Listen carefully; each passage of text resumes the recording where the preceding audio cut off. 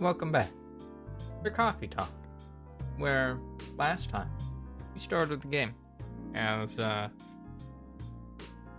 in this game, we play as a barista at a coffee shop that is open during, like, the midnight hours of the day in Seattle, Washington,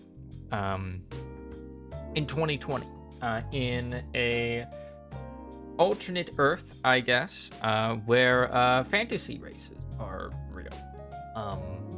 You got elves, you got dwarves, you got merfolk and vampires and werewolves and all that. And they're all just kind of vibing. They're all living together. Yeah, we have a coffee shop in the middle of Seattle that is only open during the night for some reason, but honestly, very me still. Yeah,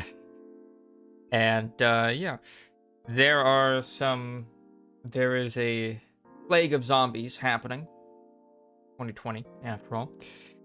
Some supply chain issues are happening. 2020, after all. And so we don't have all of our usual ingredients, but we do have a usual customer, I guess, as it is revealed. As there's a woman named Freya. She is a journalist and short story fiction writer who is a regular at this coffee shop and just kind of telling us about the day. As the whole game is about serving coffee, tea, other drinks, and talking to our customers and hearing their stories.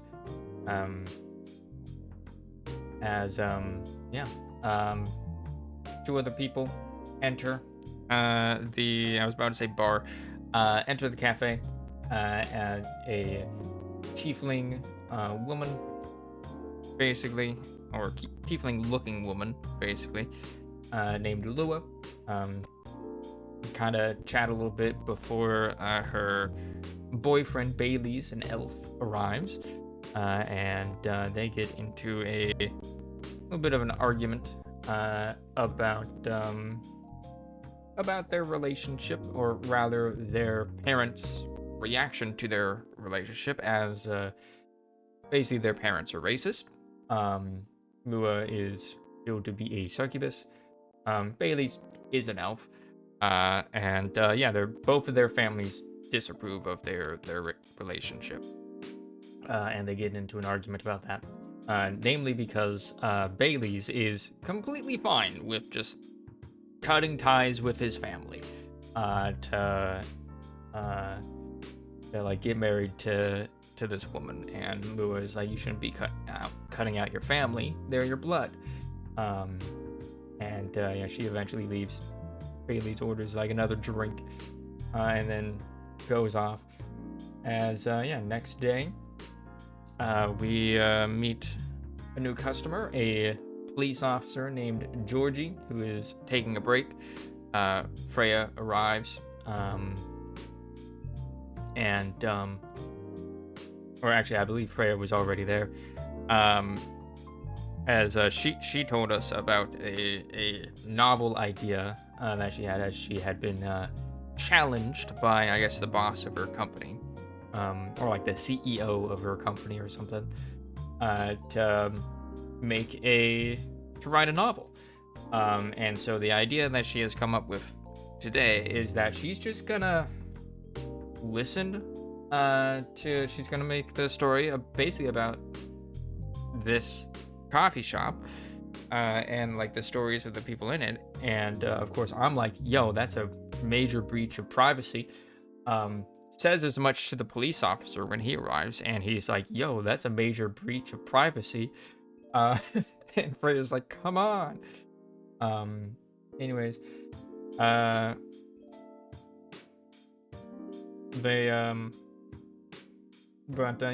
they shoot the shit, and eventually Georgie has to leave, as he's got to get back to work.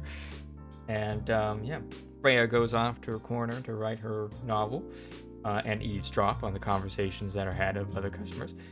When two men enter, a man named Gala and Hyde, a werewolf and vampire, respectively. As Hyde is apparently visiting from LA, having seems grown up here and been gone for like 20 years. Or not really grown up here, but has been gone for 20 years. We kind of get some lore about the coffee shop. There used to be a bar here. The previous owner of this place ran it as a bar, and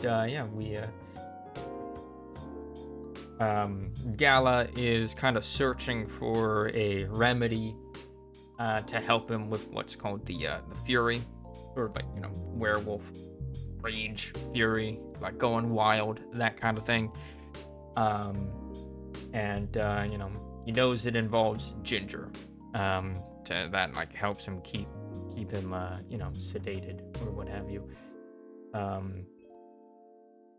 So we give him a coffee with some ginger in it. Hyde takes the same thing, and they tell us all that stuff, yada yada. Next day, we have an orc woman come in. She just vibes. She just reads on her phone.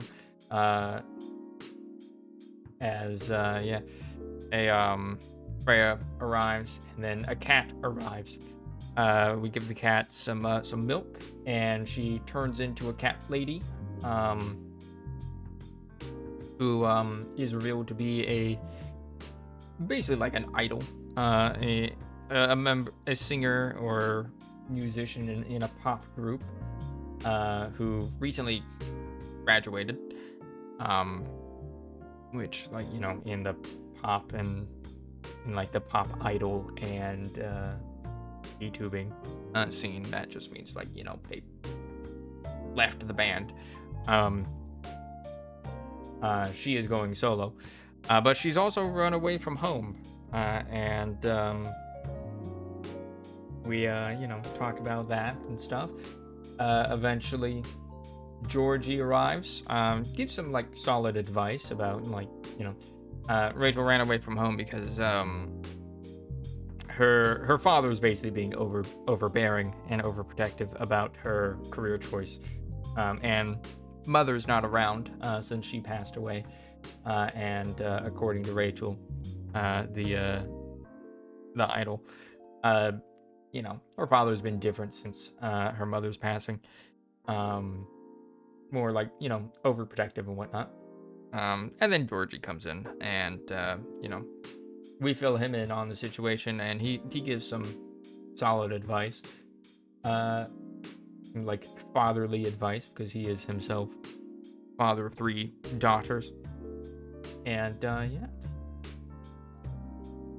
he also offers to take Rachel home, since it's the middle of the fucking night. They leave. Freya also leaves. As next day, Hyde the vampire comes in, orders some green tea, and we start chatting as Freya also arrives. We get her a drink, and then the succubus lady Lua arrives, and he asks her how things are going with Bailey's, and she's she starts talking about the family issues that they're having, and Hyde interjects, and tells her basically if you you guys have been having to hide your relationship for apparently 10 years, we learned in this conversation, and without your family's approval, so what's new?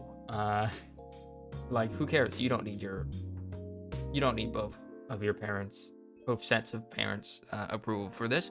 You've already been dating without their approval, so what? Doesn't matter. And Bailey's probably has other reasons for cutting ties with his family other than just like you, but like still you're happy with the relationship. Like let him make his own decisions. You're both adults basically. And she like leaves afterwards to think on that. Then Gala arrives. Just next to Hyde, they start talking, and orders another drink with ginger in it. This one got some tea and milk and ginger, and he thinks this is it. This is his fury remedy. So he likes it. As we then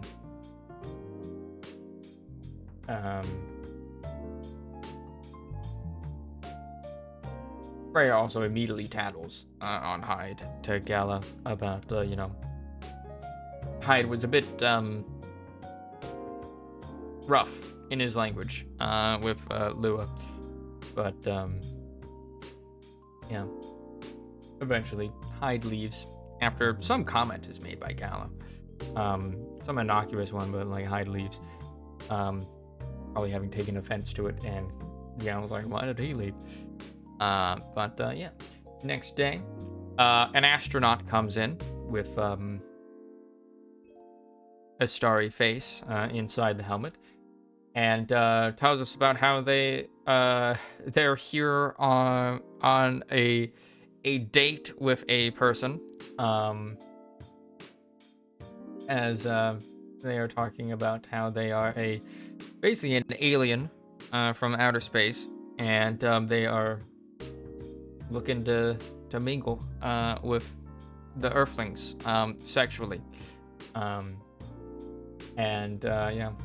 Half-orc woman comes in again, reads as Neil, the alien astronaut, asks her, like, are you... It was some username, Uruk-hai 69, because it was also supposed to be like an orcish woman. And Myrtle's like, no, that's not me. I think your date ditched you.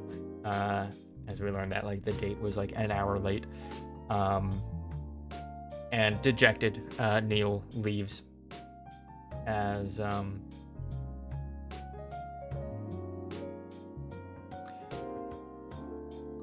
think Freya arrives. Freya arrives, sits down, doesn't really order a thing, but another person arrives, a merfolk lady, asks for a drink that I looked up, a masala chai, and she gets to talking with the orc woman, who we now learn is named Myrtle,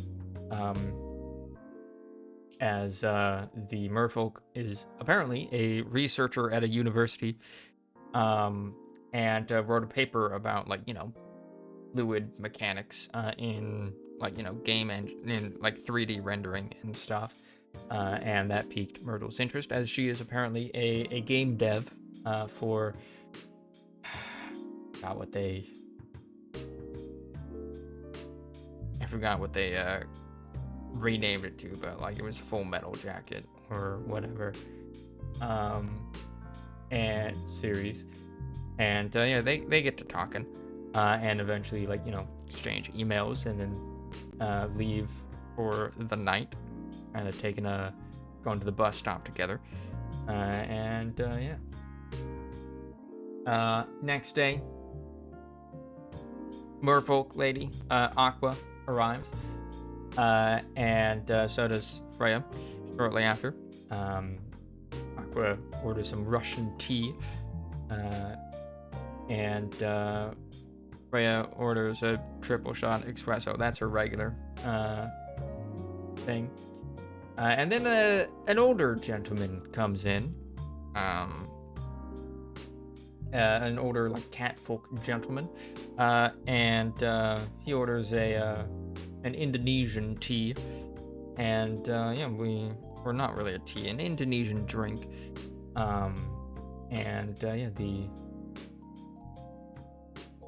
He attempts to talk with the ladies, asking like, what it is the youths do these days, and the two women are immediately creeped out and go to their own table.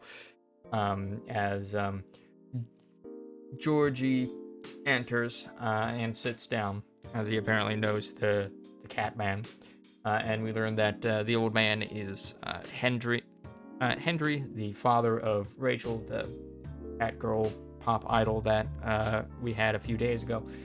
And yeah, he's just trying to understand kids these days, because of the kind of friction between himself and his daughter. And like, Georgie kind of chats with him, giving him advice and whatnot on like, how to reconcile with his daughter.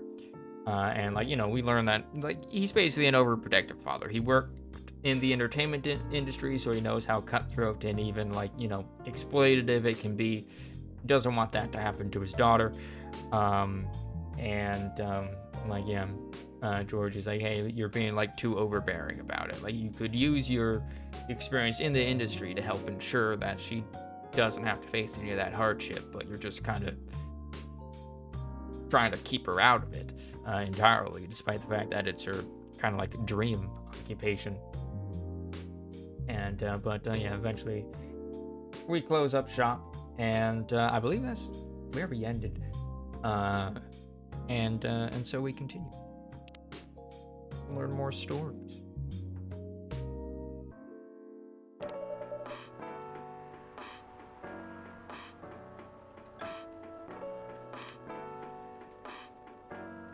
See, does it go back for the session? All right. Freya, sorry to interrupt you, but I need to read some Freya. The Anxious Boy and His Love Stories on Public Transport by Freya Fatima. That's her. September 28th, 2020. The day was hot, sunny, and humid, just like most days in Jakarta. I was standing inside a crowded bus, neither well-functioning air conditioning nor proper ventilation, trying to keep myself productive in the uncomfortable environment by reading my recently bought copy of Muruki Harukami's The Elephant Vanishes, while listening to a random playlist on my old iPod. Despite the hellish conditions, you could say I was luckier than most because I was standing near the rear door of the bus, leaning my back on the side of the seat, safe enough not to fall out of the bus, breezy enough to breathe freely. As mentioned, I was on a public bus in Jakarta, so naturally I needed to be wary with my surroundings, mostly keeping my belongings secure from pickpockets and other human pests. I glanced around the bus several times in between pages, and that was when I saw her. It's hard to describe her. She has no specific characteristics to differentiate her from other women. She was like the perfect example of the girl you walk past unseeing on the sidewalk every day. A girl you might glance at for a second, then a few steps later it would be hard even to remember her hair color, never mind what her eyes, her nose, her mouth looked like. She was standing near the front door of the bus, not leaning on anything or anyone, not touching the bacteria-infested hand grip on the ceiling of the bus, although to be fair, it might have been hard for her to reach that grip anyways. Have a good lurk, Moozy. Get well. You too, Bliss.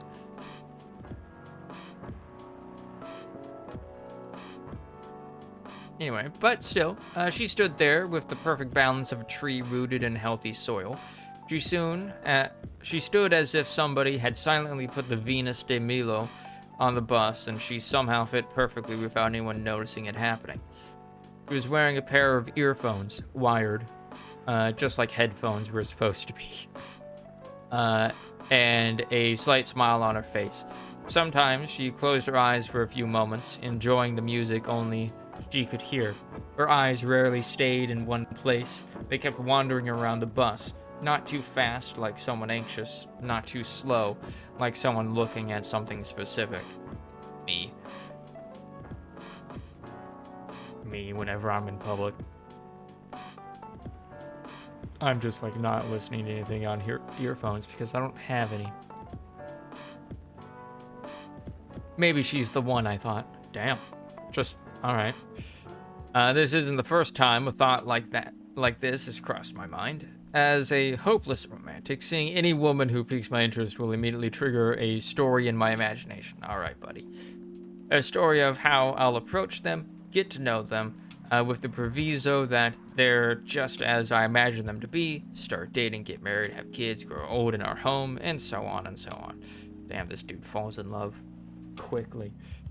Random cuties, that's what I call them. Unicorns among horses. The term doesn't apply to any cute girls I see, of course. It has to be someone special, or at least someone I imagine to be special. The thing is, automatically, imagining those stories whenever I happen across a random cutie isn't healthy. It puts a toll on my mind and, of course, my heart. It creates a lot of unhealthy expectations before any opportunities even arrive. Oh shit. She looked at me. We made eye contact for a brief flash of seconds.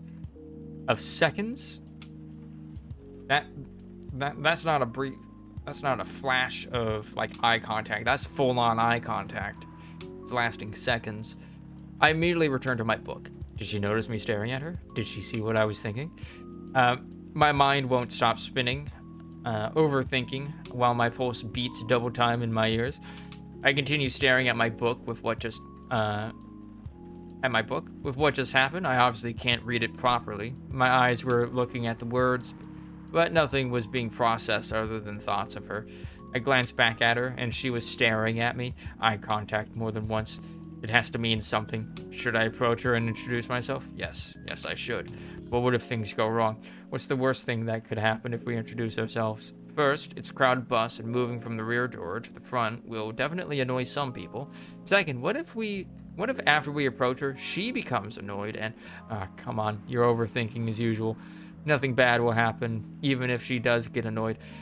Don't dismiss me. Nothing bad will happen? Well, she might scream and say I'm a pervert, and then the whole bus will beat me to death. Oh, and the worst option, what if we introduce ourselves and then it turns out she's not like we imagined her to be? All that time and energy will be wasted, exchanged for years of agony. No, for... Very stream of consciousness.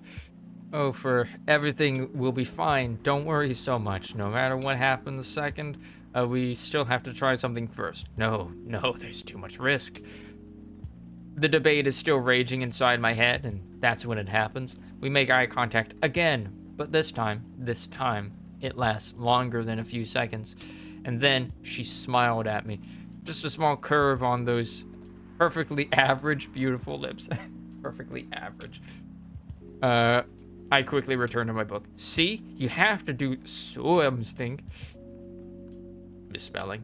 But remember the girl with the violin we saw on the train to Yogyakarta a few years ago? Of course I remember. Exactly. She was just a random person that sat across from you on the train. We don't even remember what month it was, and yet we still remember the maroon coat she was wearing, the violin case she put in the overhead compartment, her reddish hair, and that pixie cut her. Stop it. That was different. And we might have saved ourselves a lot of embarrassment, but by not talking to her.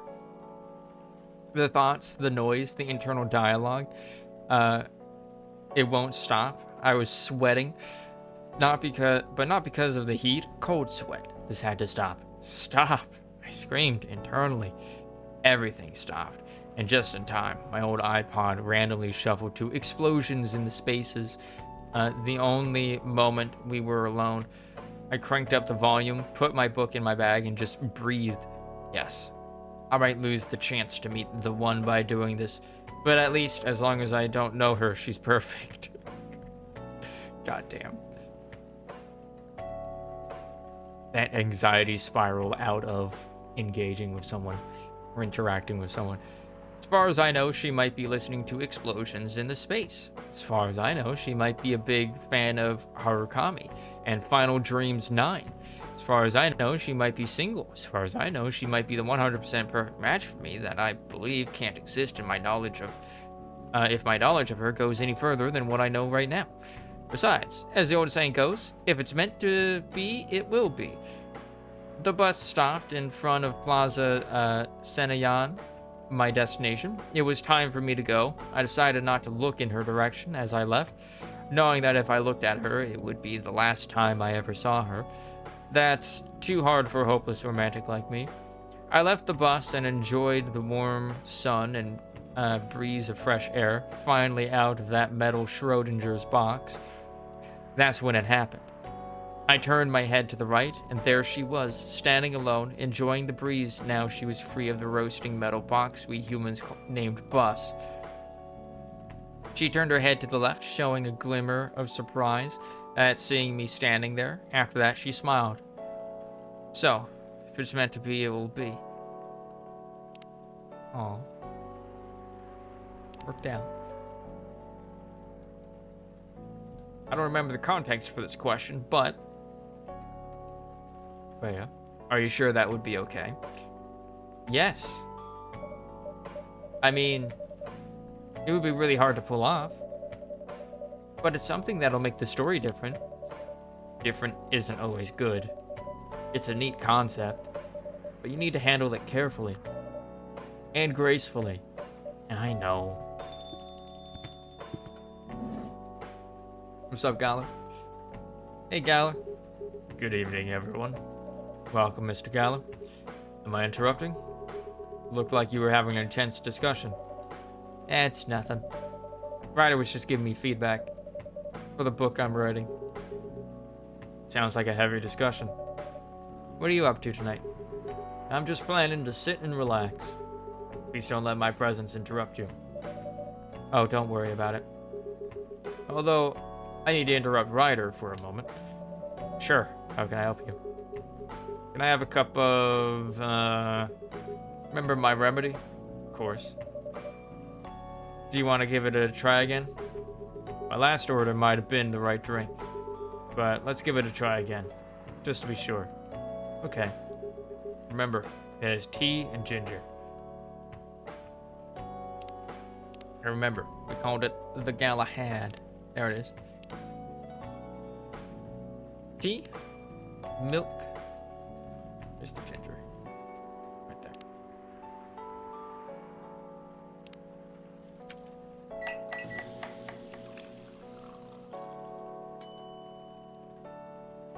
Wave. Starting from the smell, this looks like it. Indeed. I have the same feeling. Made a note of that mixture. Perfect. Anyway, please don't mind me and continue with your discussion. I'ma just chill here. Don't worry, Mr. Galahad. We're done for the night. You're done? I have a lot of new homework thanks to you. You're welcome. Tide coming? Nah, I'm by myself tonight. Gonna be a peaceful night then. That's mean, Freya. Oh, come on, I was just joking. He needs to learn how to communicate his thoughts nicely, though. He might not look like it, but he's a very kind person, you know. He doesn't show it, that's for sure. That applies to you as well. Aw, come on. Who we got? Bailey's. Good evening, everyone. Welcome, Mr. Bailey's. Heya. How are you doing, Freya? Not good. What's going on? Ryder was just criticizing my story. It's called feedback. It's cruel. It's necessary. Sounds interesting. What's the problem with the story? Story's non-linear and quite complicated. Imagine a choose-your-own-adventure storybook, but for adults. Sounds pretty common so far. But instead of telling you which page to turn to, each decision you make will give you a score. What? That score will determine which page you should go to. That sounds more like a video game than a book. I know, it's not that original. But my target here is the mainstream audience. With the help of my publisher, this kind of book may go mainstream. Just like that Choose Your Own Adventure show on Netstream. It was nothing new, but because of the marketing and the names involved, it reached the mainstream market. That sounds interesting. And highly ambitious, Freya. At least it's simpler than my other idea. Which is making a novel not in the form of a book, but in the form of story cards. Whoa. I know, right? As if she has all the time in the world. And that's before even considering the sensitive issue of setting the story in a world where only humans exist. What did you say? No, there's a reason why it has to be that way. Just wait until I finish it, okay? Alright, alright. As Ryder said, though, I won't have the time.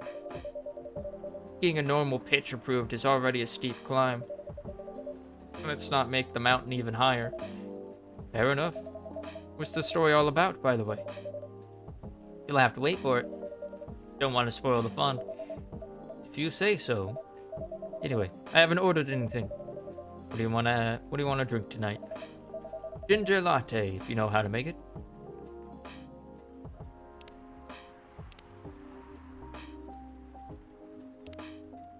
Good Lord, Neko. Veteran, now working in a hospital.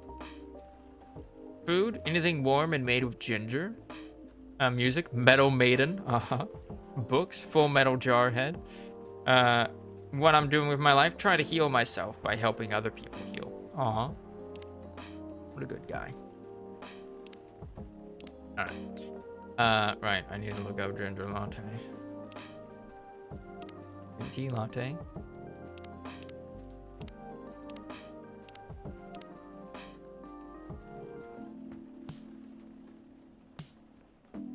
I mean, latte means has milk, and I presume it's coffee. So, coffee, milk. I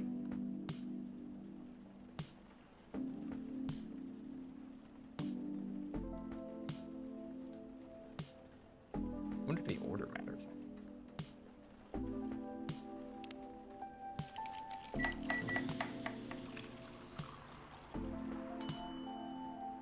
Milk ginger coffee.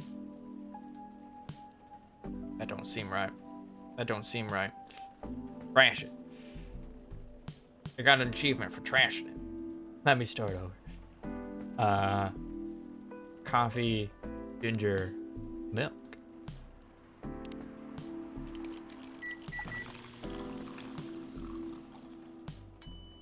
Oh, very different looking.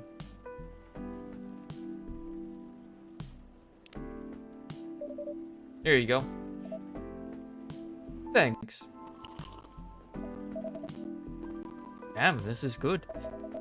This kind of drink-making skill. I wonder why your place isn't any bigger.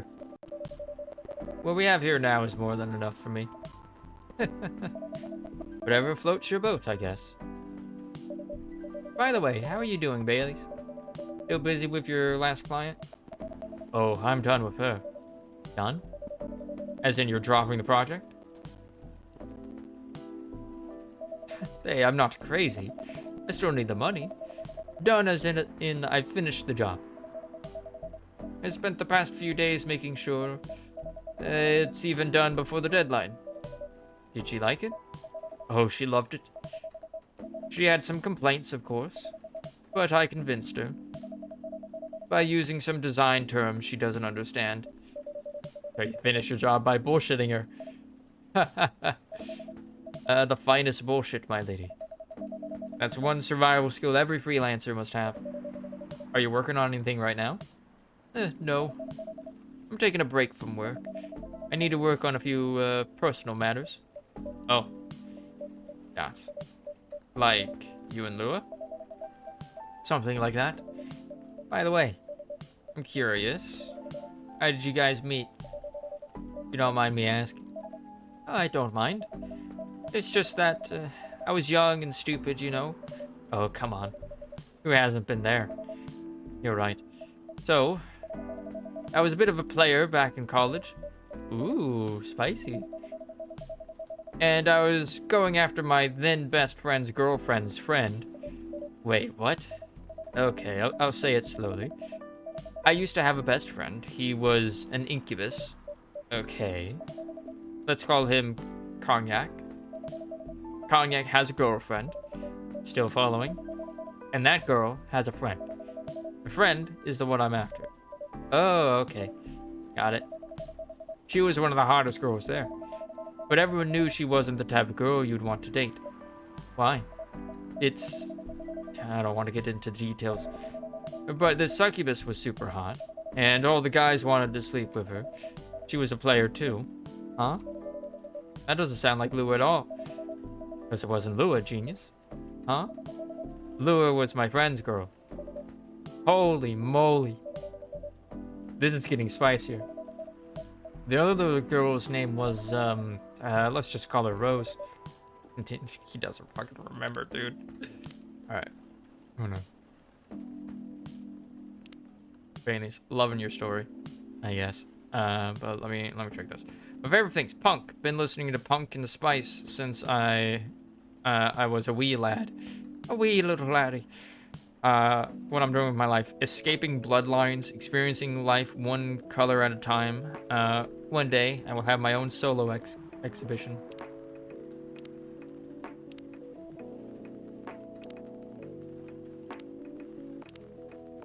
Continue. I knew Lua thanks to her relationship with Cognac. That's a fake name you made up, right? Yes. Now, will you let me continue without interruption? Okay. So, I asked Lua a lot of things about Rose. She knew what I was after. It annoyed her so much, but I kept on bothering her. I mean, I was a pretty, active guy back then.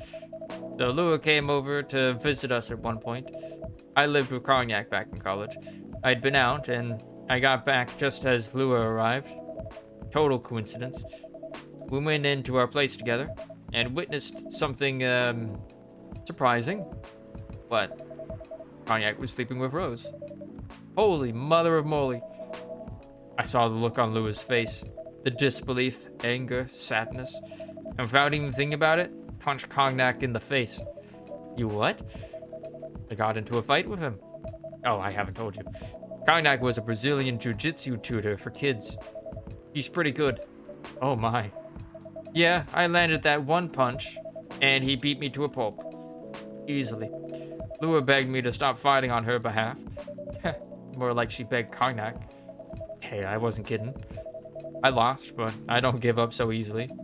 I was beaten pretty bad. So, Lua took care of my injuries. We grew closer after that. And I don't even remember the exact date, but suddenly that friendship turned into a relationship. That was one hell of a story. I know. Have you seen her by any chance? Chance. Yeah. Lua came by a few days ago. How was she doing? She hasn't returned any of my calls or texts. Well, she's healthy, that's for sure. She got into an argument, though. With whom? There was this male model. A model? I didn't think she was the type of girl to go out with a model. Oh, they weren't together. What were they arguing about? Well, we were talking about your relationship. Lua told us about the reason behind the fight, about your family stuff. And then this guy, Hyde, joined the discussion. What did he say? He didn't understand why Lua would insist on getting family approval. Considering, you know... What? You willing to leave your own family? Dots?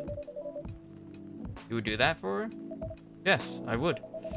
I'm sick and tired of my family. Why would you say that? Let me tell you about my family, alright? Or, I should say, most elven families. They all think they're so high and mighty. If you're born an elf, there are certain unwritten rules you must follow. Reputation and appearance are everything. We must never, ever make our family look bad. You can only befriend certain people. You must dress a certain way. You can only have certain jobs. Jobs that are deemed worthy and successful, like being a doctor, a lawyer, a CEO. Ah, yes. Yes, definitely not drawing from any real-world stereotypes. You know, ever since I was a kid, I've always wanted to be an artist. I love drawing and creating art. However, becoming an artist is not something elves would deem suitable. unless you become the next Da Vinci. So, when I switched from a business major to an art major, my parents went crazy, screamed like they were on fire. They told me that I'd never be rich or successful. All that because you chose an art degree? You want to know the worst part? They blamed Lua. What do you mean? They blamed her for my decision to pursue my passion for art. Yelled about how her kind is ruining the country, accusing their religion of worshipping the Dark Lord, accusing her of putting a spell on me and cursing the family. Whoa. I mean, come on, this is the 21st century. That's so not cool. I don't want to sound judgmental. Your family's racist. Tell me about it. Nuts. Lou is the only person that can make me feel alive. She showed me how I can be free and pursue my dreams. I don't understand why Lou is so obsessed. The idea of reconciliation with my family. I just don't get it. I have no problem leaving my family, you know. I would happily leave them for the both of us. What about her? What about her and her family? You may be happy to leave your family. However, it may not be the same for her. Dots. Gala, do you have something to say? Perhaps you give us a different perspective? Sorry, I didn't mean to eavesdrop. We're just kind of like, you know, sitting next to each other at the same bar. Couldn't help overhearing your story. I assume that the person you're talking about is not an elf, correct? Yes, she's a succubus. I see. Dots. I'm a werewolf. For werewolves, the wolf pack is the most important thing. We'll put family before any other. We often have our own problems within the pack, but we won't abandon our family for anything. Perhaps that's also true for her and her family. Besides, if you leave your family for her, wouldn't that make your parents believe that all those bad stereotypes about succubi are true? Dots. I never thought of it that way before. Whether you like it or not, your actions will have an impact on her as well. And if you leave your family for her, that will put her in a difficult spot. She might feel responsible for your actions. I mean, that was basically what she was getting at last time. There's nothing to feel bad about. I'm leaving my messy family to create a better one with her. It's easy for you to say that now, but you don't know what the future holds. One day, circumstances might change. One day, one of you might regret your decisions. One day, you might use the I left my family for you card. We love each other. I'll be with her whatever the circumstances may be. You know, love is like a flame. It might burn fiercely at first, but over time it will die down if you don't maintain it. Maintaining it won't be easy. It'll be hard to work. Because life is full of storms. In marriage, it will not survive on love alone. Dots. Whoa, that's deep. Dots. We'll have each other. That's enough for us. Tell me. Do you have health insurance? What? I'm an elf. Why would I need health insurance? You'll need some. What for? Immortality is an elven privilege, but you'll lose it if your family disowns you. I've seen people go bankrupt because they fell ill or get seriously injured. Emptied their entire life savings for an $8 pill because in this country they charge $20,000 for it. Goddamn right they fucking do.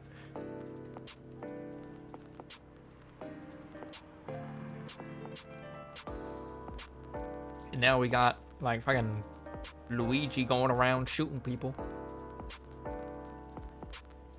Who knows what his brother Mario's doing?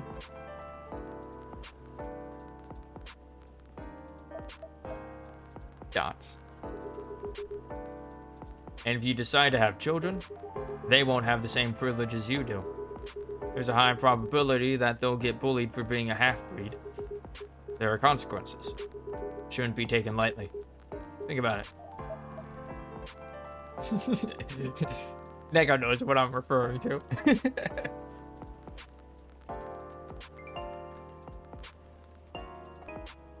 Luigi's going around like, popping caps and CEO ass.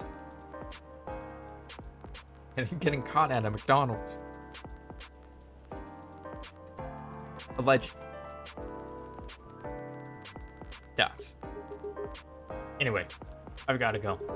Apologize for my intrusion. No, thank you for your insight. I've got to go too. Want to head out together? Sure. Thanks for the drink. Thanks for the drink, Ryder. And Freya. Bye. There they go. New friends. Dots. What?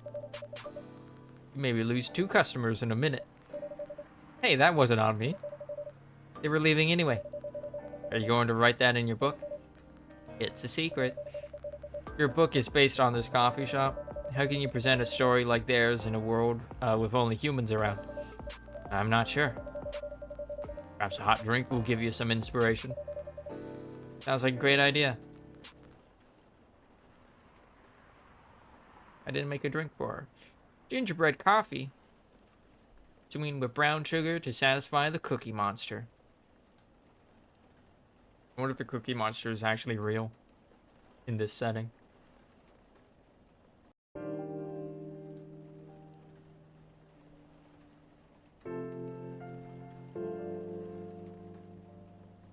Tuesday, September 29th, 2020.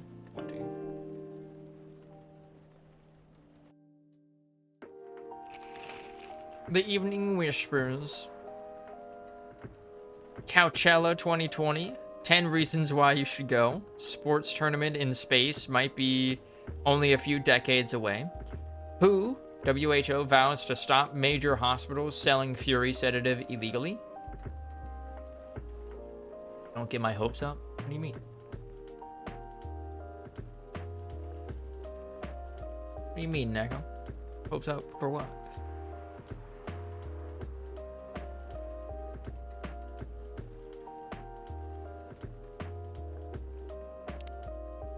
Hey. About the Cookie Monster being in this game.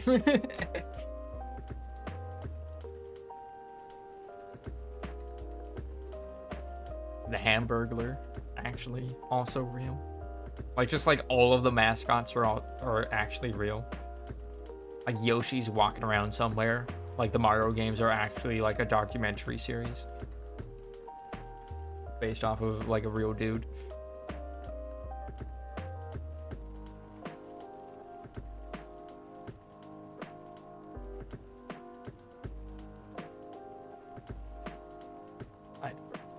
He never really changed.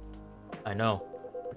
But it was surprisingly nice, catching up with the people from back then.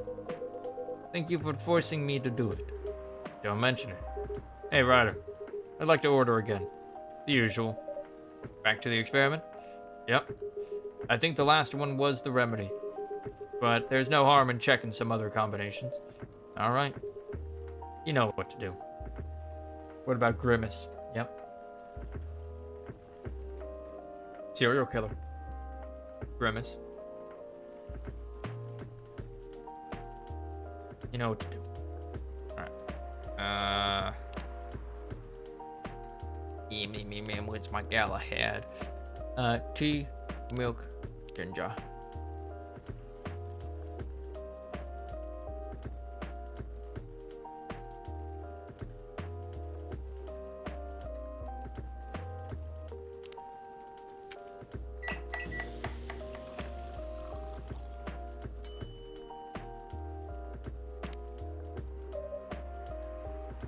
Try this. Thank you. Just what I needed. What about you, Mr. Hyde? Would you like to order anything else? I'm good for now. I couldn't help overhearing you both. Before we get into your stories for tonight, let me read this story for tonight. A Stray Boy and a Lonely Cat by Freya Fatima. September 29th, 2020. Midnight. The boy arrives at his home. The ticking sound of a cooling engine fills the dark, empty garage, followed by the scrape of the rusty metal door being forcefully closed. He leaves the garage, and there she is, waiting for him to come back home. She always waits in the same spot around the same time. The boy always smiles when he sees her. I just got called down for dinner, so we're gonna take a break.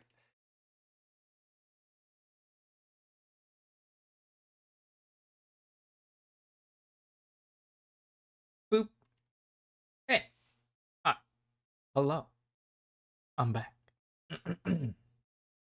I had spaghetti and garlic bread for dinner. It was very yummy.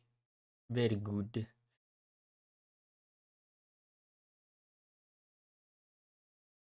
But now my throat's all super phlegmy.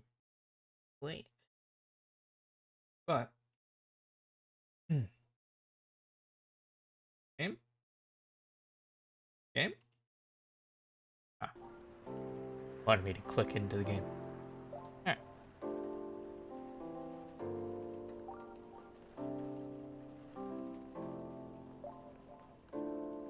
Let's just restart this. A Stray Boy and a Lonely Cat by Freya Fatima. September 29th, 2020. Midnight. The boy arrives at his home. The ticking sound of the cooling engine fills the dark, empty garage, followed by the scrape of the rusty metal door being forcefully closed. He leaves the garage, and there she is, waiting for him to come back home. She always waits in the same spot, around the same time. The boy always smiles when he sees her. Meow. Cat calls the boy, demanding the treatment she always receives from him every night in the same spot, around the same time. He laughs quietly as he walks up to join her. You've been waiting for me, haven't you? Here, come here, says the boy to the cat while he pets her fur. The cat purrs loudly and refuses to stand still. She dances around him, stands up tall on 2 feet, rubs her head against his shins, and shares her affection while enjoying their nightly routine. Until suddenly, the boy decides that their interaction is enough for today. He stands up, walks away from her, and closes his door. The cat understands that their time for the day is up. They both return to their own lives.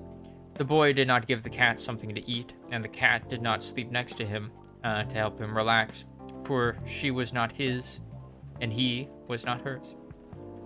Aw, stray cat.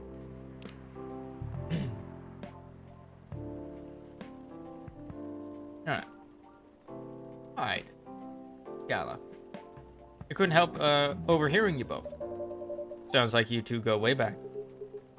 We do, I guess. He was my bodyguard. Oh? Didn't you meet here? Yeah, this was a bar. What happened exactly? He was getting his ass kicked by a couple of dwarves. Those two bastards. It wasn't a pretty sight, so I intervened. Aren't vampires supposed to be, tough? Just because I'm a vampire doesn't mean I know kung fu. Besides, I'd had a couple of drinks. I could have taken them both if I was sober. A couple? Really? You were trashed, Hyde. You told them I was your bodyguard. Wait, were you not his bodyguard? Not at the time. We didn't even know each other. But because of that whole fiasco, we both got kicked out.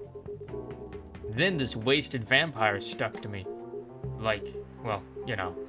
To a blanket. Obviously, he was too drunk to drive. So I hailed a cab. Turns out, he was also too drunk to tell the driver where he lived. And I was stuck with him until morning. Ha ha ha. Thanks for not leaving me on the street, Gala. Those dwarves could have killed me. Who were they? Yeah, I'm not going to confirm or deny anything, but it's possible they may have had ties to the Mafia. And I might have lost some of their money on the stock market. A lot of their money. Yikes. They wanted me to launder their dirty money, so I decided to screw them over instead. Yeah, I overheard what they were talking about before the fight started. I knew Hyde was innocent, and that's why I helped him. He might be an annoying asshole, but he's not a thief. What a stroke of luck. Universe sending me a guardian angel in my time of need. So the next morning, I offered him a job as my bodyguard for real. After all the trouble you caused me the night before, hey, I took you to breakfast. Don't tell me that counted for nothing. I have to say, it wasn't my proudest moment. I was broke. Breakfast was an offer I couldn't refuse. It was the late 60s, you know. It wasn't easy finding a job, especially for people like me. Dots. Werewolves? Dots. War veterans. Ah, I see. So how did you go from working as a bodyguard to working in a hospital, Gala? Well, when he was working with me, I noticed... I'd prefer it if we skipped that part. I'm sorry, but I don't want to go into any details about it. It's alright. Forgive me for asking. I don't mind telling you the quick and dirty version. Long story short, he helped me with, something. Let's just say something from my past. Thanks to that help, found a new purpose in life. Helping other people live. Of course, it's not easy for a veteran werewolf to become a nurse or doctor. That's why I chose hospital admin instead. So, you could say I owe this guy my life. Thanks to his stubborn persistence in helping me when I needed it. Thank you for sharing your story with me.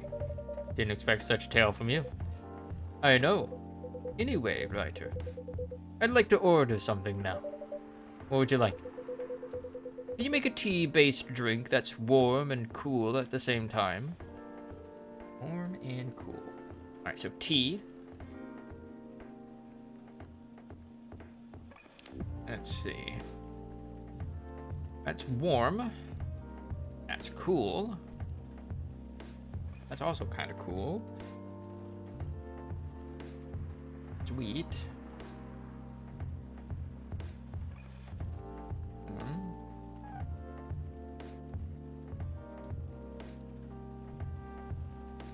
Warm and cool at the same time. Do we maybe want to have the warm and cool at the same level? I feel like that's kind of what we want to go for, huh? Alright, yeah, it's looking like lemon. And something that doesn't increase either. I think it's the honey. Yeah. Honey. Tea, lemon, honey.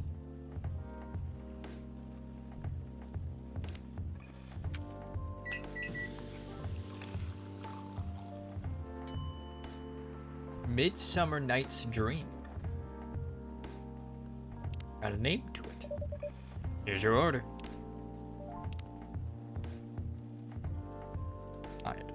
Model. In fact, I've been blood sober for 10 years now. Holy shit. What I'm doing with my life. Currently a model. Past stock trader, entrepreneur, venture capitalist. Ugh. Capitalist. Ugh. Disgusting. Sweet and memorable like summertime blues. Okay. Here's your order. Exactly what I wanted. By the way, it feels like this place is missing something today. Yeah, I haven't seen her today. Speak of the devil? Speak of the devil. Hello, good people. And one vampire.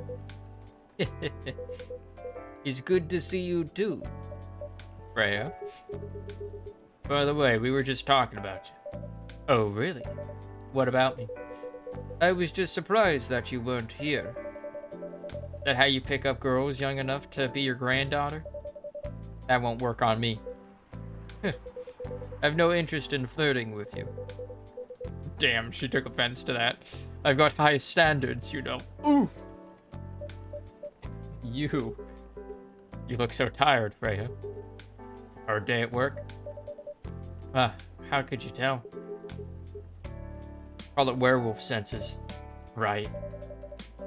I showed Ryder my draft, and I actually got some good feedback. It's good to hear. Glad I could help. So I spent the whole day rewriting stuff. I also did some stories for the paper.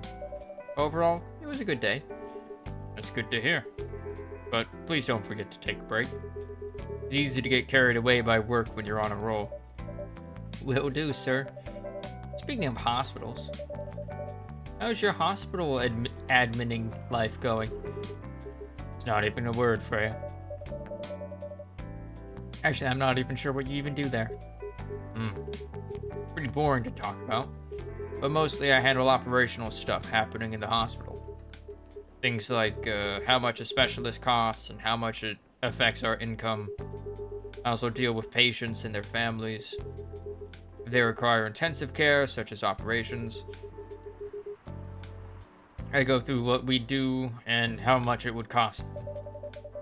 Kinda like biz dev for people's lives, then. You could say that.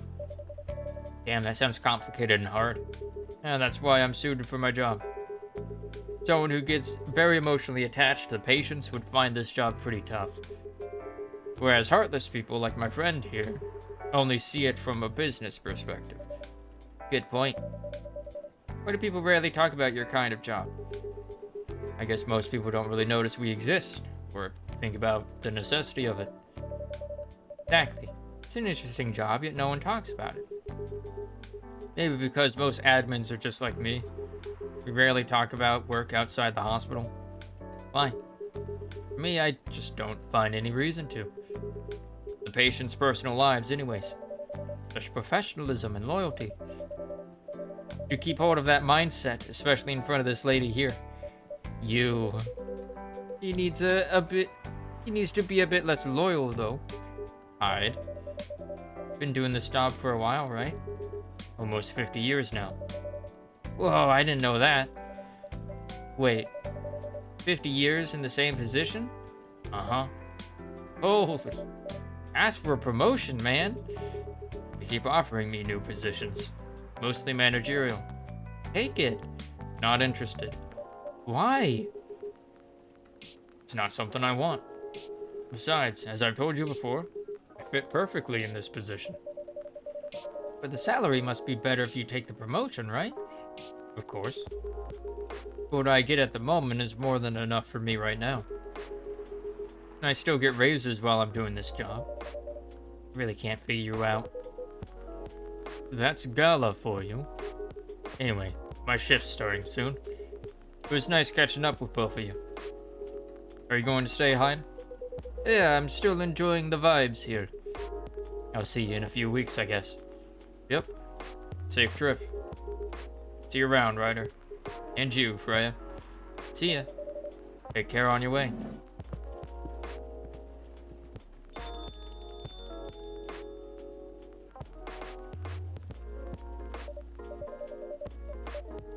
You know, it's kind of hard to believe. Someone like Gala could be your best friend. We were just talking about that before you arrived. Oh, really? Man, I missed an interesting story. So how'd you guys meet? Seriously, I have to retell the story? Yes. Come on, you're not going anywhere, right? Alright then. We met in this place, back when it was a bar.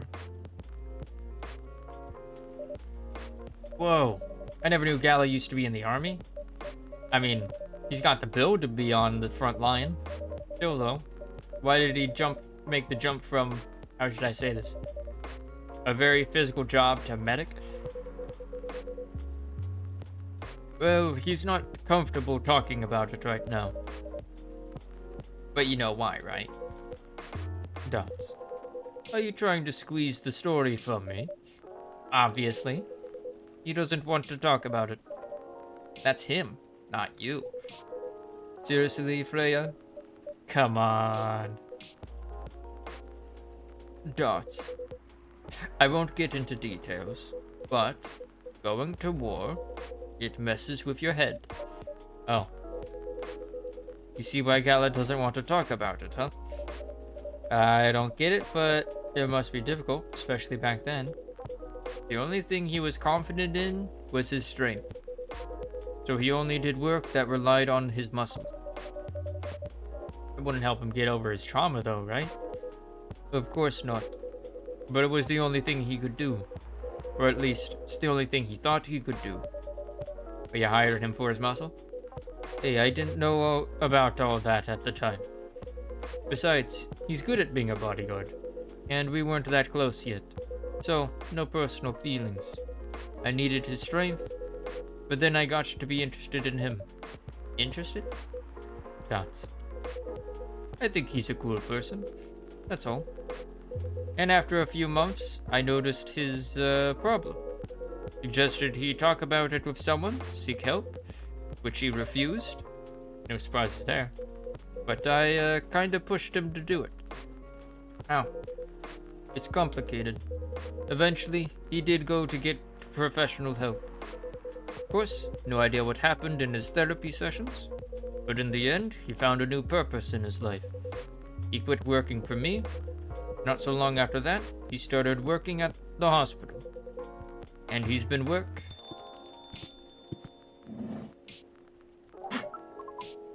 Good evening, everyone. Dots. Oh, boy. Good evening. It's nice to see you again. We are also glad to see you, barista. By the way, I didn't catch your name the last time you visited. Do you have a name? Name? We sure have. On Earth, people call us Neil. We're all friends. Meet all of the main characters. Neil. Yes. Neil. That your real name? Oh, of course not. Due to the nature of our communication, we do not really need trivial things like names to interact. But from what we have learned here, it seems like the name Neil has a lot of associations with Earthling efforts in intergalactic exploration. I get what you mean. I believe we did not meet the last time we were here. I saw you from afar when you left the coffee shop a few days ago. So, hello, my name's Freya. You could say I'm a regular here. And you, sir? Hyde. You come here often. For someone who doesn't live in Seattle, yeah. Oh, you are not from around here. Neither are we. Where do you come from? Far away. By far away, you mean a few thousand miles or more? More. Much more. More to the point that your strange calculation system means nothing. That sounds far away indeed. What are you doing here in Seattle? And do all your kind dress like this? Oh, this? We chose this appearance based on an image we saw when we first arrived. Image? Ah, the Jeremy Gendrew album cover. No wonder you look familiar. As for what we are doing, this place is really the perfect spot to practice our communication skills with Earthlings.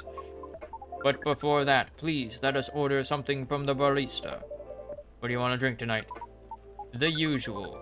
That is how you say it, yes? Yeah. So, anything?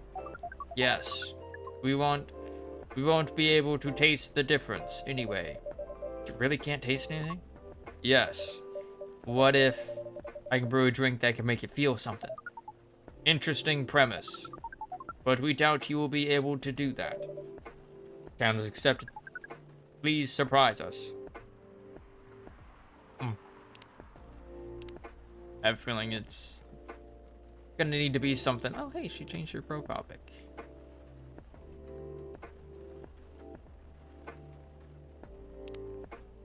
What else change this? Lua did.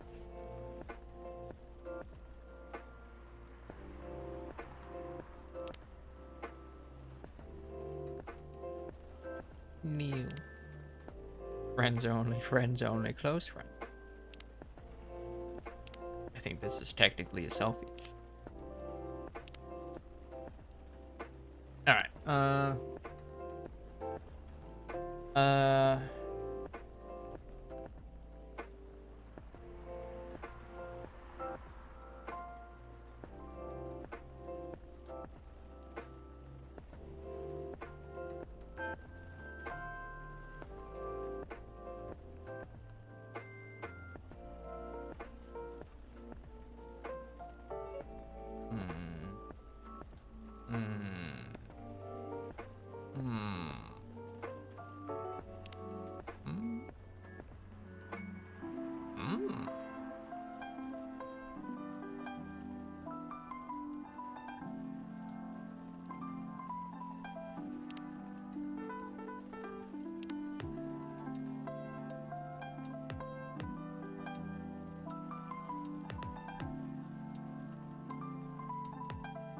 Is that high?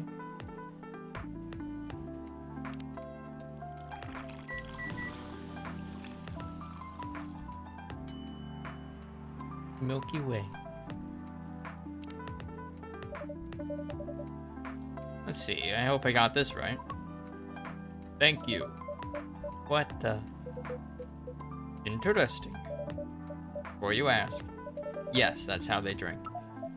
This.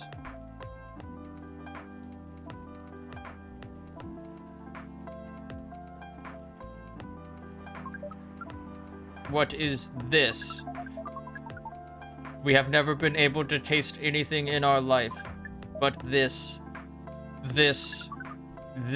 is a breakthrough. We have to report immediately. Done. Thank you so much for all of our kind. You are one interesting person. Thank you. That was a compliment, yes? Normally, yes. But you can't be so sure with Freya. That definitely was the highest form of compliment. What are you, Neil? Us. We are travelers. Doing our job in the space you call Milky Way. Holy shit. That immediately made us like 3 stars. Or 3 levels. Please write your profile here. Please write your profile here. Please write your profile here. Classic. Sweet and cool like outer space.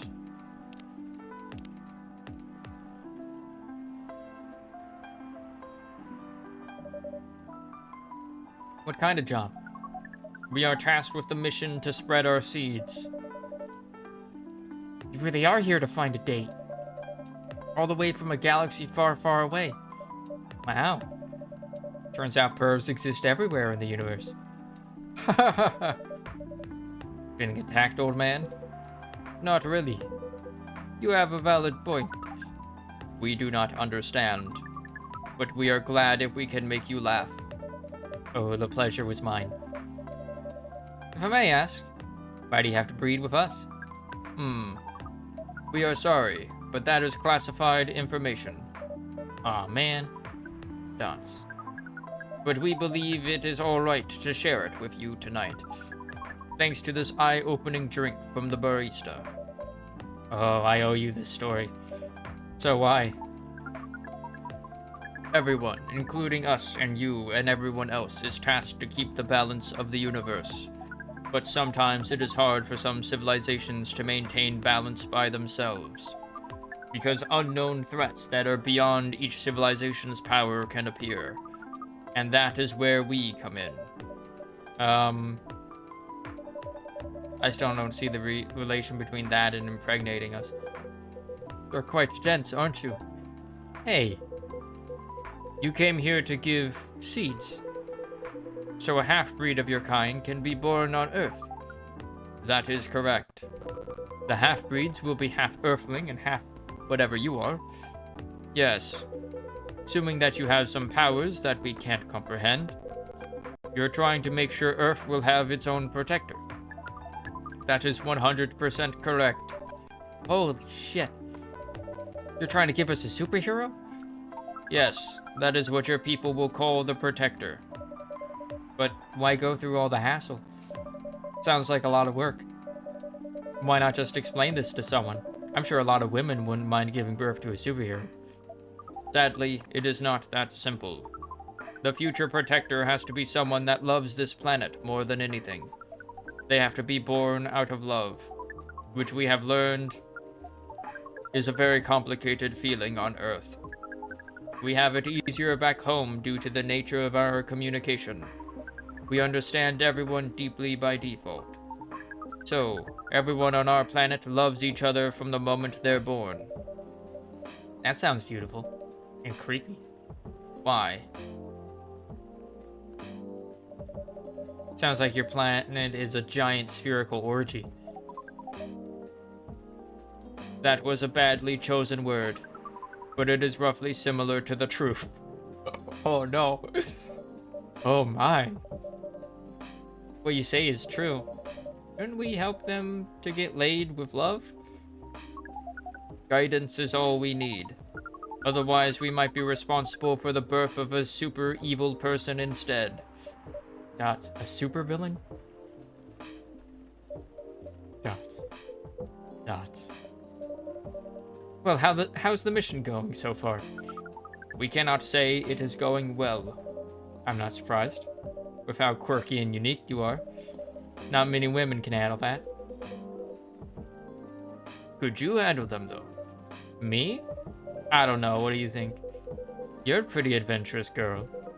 I wouldn't be surprised if you decided to go on a date. Or maybe go further, if it got you a good story. Oh, you're not offended by that? Not in the slightest. You're wrong, though. I'd go on a date with him, but I don't like to sleep around. Really? To be honest, I didn't expect that. Yeah, I get that a lot. People often mistake me for someone who gets around a lot. Excuse me, miss. From what we gather, does it mean you are willing to breed with us in exchange for our stories? Wow, no wonder your mission isn't going well. I don't mind going out with you for a drink or dinner, in exchange for stories, but I'll only sleep with someone I'm serious about. But our mission is serious. It's not that. You either have to be my boyfriend or husband if you want to sleep with me. We have heard of those terms before. Let us check them once again. Dots. Dots. Dots. This is very strange. According to what we found, many Earthlings mate with one person exclusively for their entire lives. Yeah, that's called commitment. Such a strange concept. Then why, with such rules, do you still face overpopulation problems? Huh.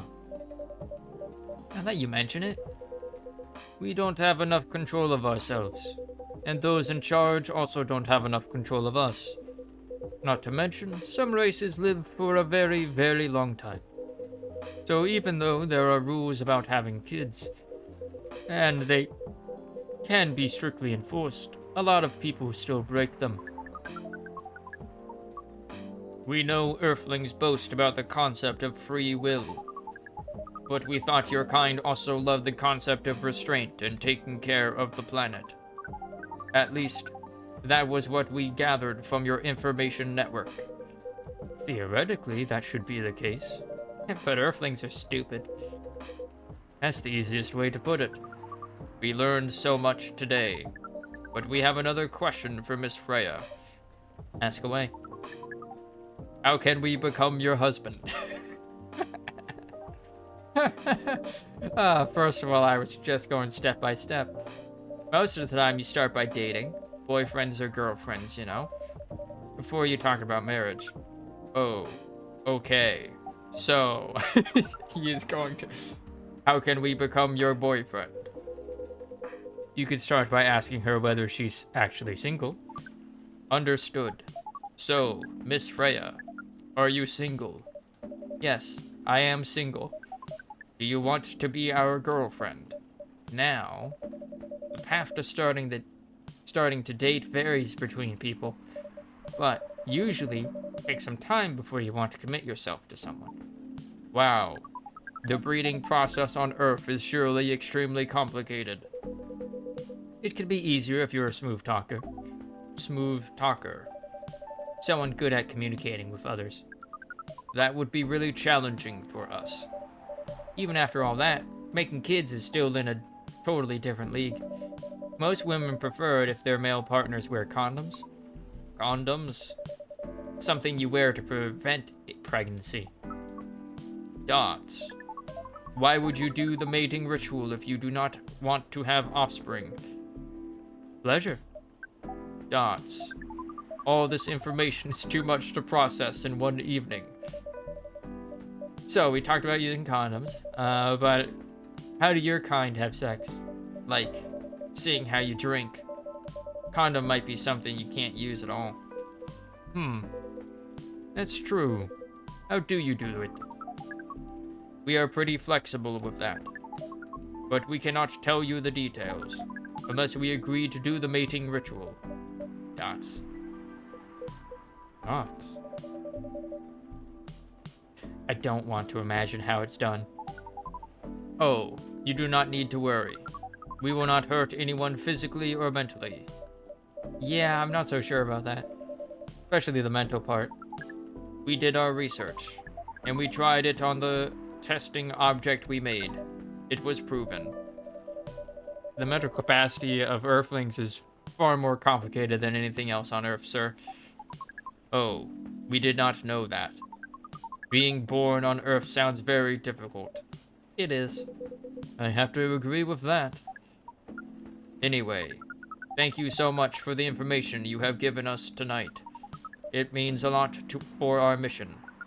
We have to report our findings to the base.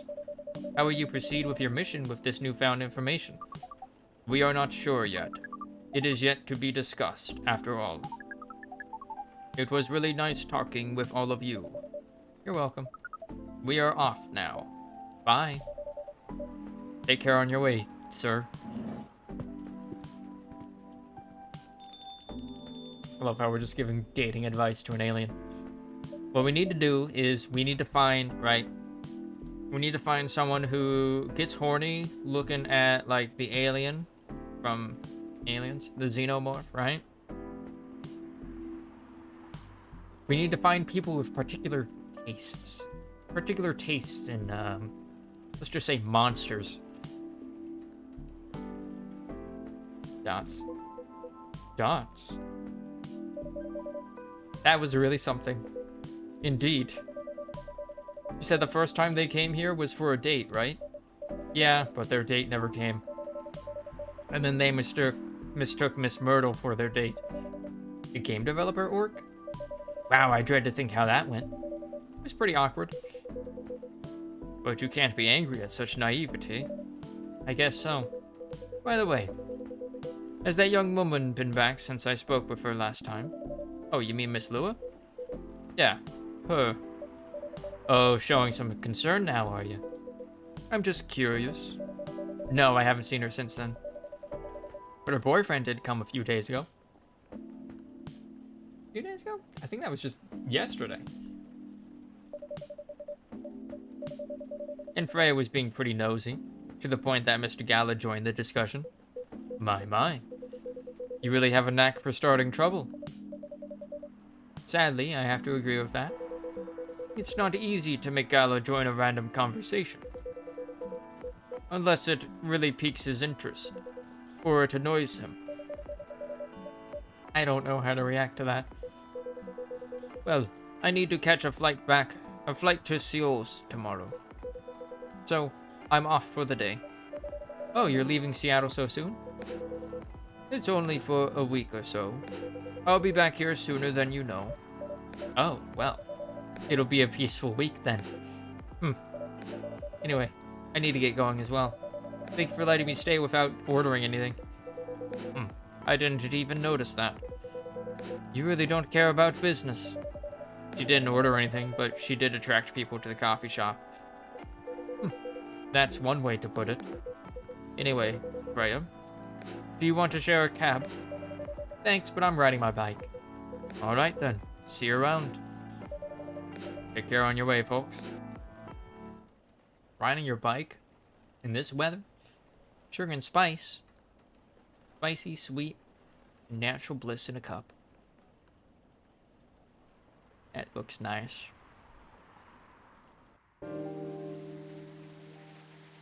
Sugar, spice, and everything nice.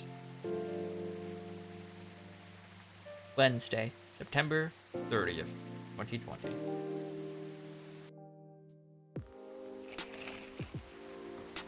What's going on today in the Evening Whispers? Dwarven-made cars face challenge against an unexpected competitor. Oh. The Mother Earth organization fights to save more forests. Good. Press the thumb in between the keys of my keyboard. Right. Protests arise over government treatment of Atlantic immigrants.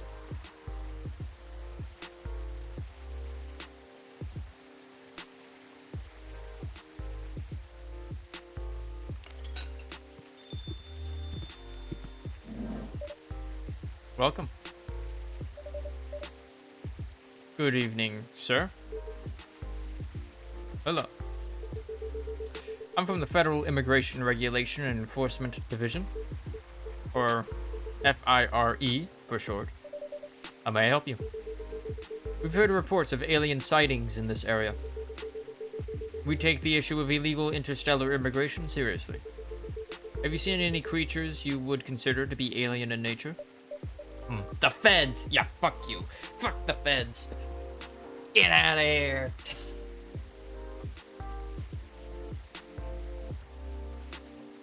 Huh. I don't think so. They've come for me. Run, Neko, run! But what should I be looking for? What's the alien look like? We're not 100% sure. But according to some eyewitnesses, wearing a spacesuit or something similar. That's a pretty eye-catching outfit. You think an illegal alien would try to blend in better, right? To avoid attention, you know? Dots. That is a very good point. In fact, there might be a solid possibility that we have been running around after false testimonies. They are superior creatures, after all. Thank you for the help. If you see any suspicious activities, please contact us through our website. Will do, sir. You don't want to drink anything before leaving? We're good. Take care on your way. Fucking MIB, motherfucker. Even had the little memory wipe hidden thing. Oof.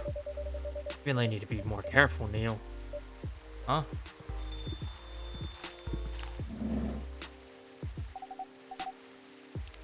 Oriented on that. Got a Loving in Silence. Got a story to read by Freya Fatima. September 30th, 2020. It was a Saturday night. As usual, I picked her up from her apartment for another Saturday night date. I used the word another, but to be honest, this was the first actual Saturday night date we'd done since I don't even know when. It wasn't every week a cool event related to our hobby happened, so we, or I suppose I should say, weren't going to miss this chance for a cozy evening in her apartment.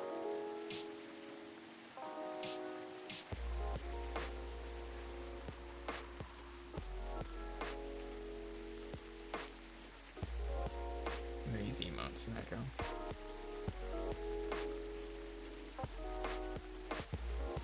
The finger. Hell yeah.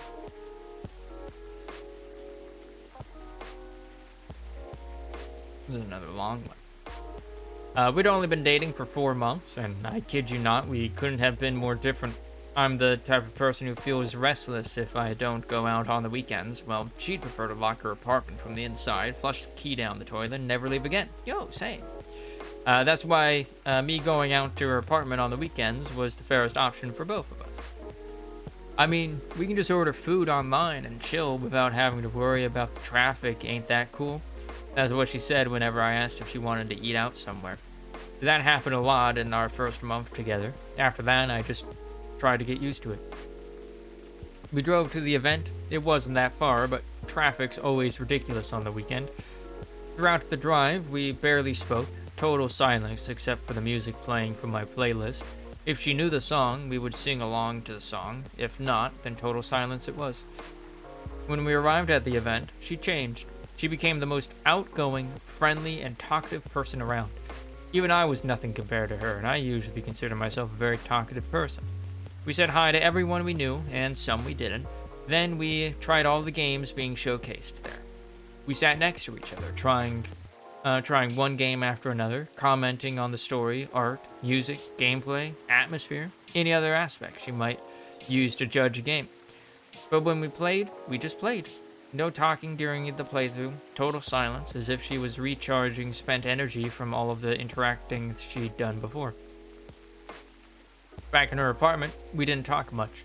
She made 2 cups of green tea latte for both of us, and then we watched Netflix together with only a few words traded. Don't you feel bored dating me? She asked. Really? This again? I know, I'm sorry for bringing this up again, but you were so silent today I thought you were mad at me. Honey, I'm not mad at you. Why would I be? I don't know. It's just that I'm super introverted, you're super extroverted, and there are times when I feel like I'm holding you back from your true self. You're just overthinking things, honey. Tonight was amazing, and I can't thank you enough for being willing to join me and sacrifice your stay-at-home relaxation time. We both know how much you love staying in and how rarely you get the chance to do it. Why do you like me? I've asked this question a dozen times in the last 4 months, you know. I nudged her and smiled. I just wanted to make sure, she said, started crying. Hey, don't be sad, it's okay. And to answer your question, I don't know why I like you. That answer again. Because it's true. All I know is I feel comfortable around you. I just feel happy, calm, and I don't know, do I need to know? That sounds dangerous, liking someone without knowing the reason. Oh, believe me, dear, I was confused for the longest time before I realized. It's actually the best feeling I've ever had. How about you? Why do you like me? Who said I liked you? I was speechless for a moment. She grinned at me and giggled through the remains of her tears. You should have seen your face. Oh my god, don't mess around with me like that. You almost gave me a heart attack. God. Like, good. It means you weren't lying about your feelings. She smiled. You haven't answered my question. It's a secret. It's not fair. I told you mine. Hate to break it to you, but don't know is not a proper answer, my dear. But it's an honest one. I know. We stayed silent again. So that was my introvert girlfriend and me. My answer to her was obviously a lie. Not knowing why you like someone is super scary. But I never imagined being able to feel like that for anyone other than her. At least, that's how I wish things could be, I thought, as I drove home, alone in my car, in total silence.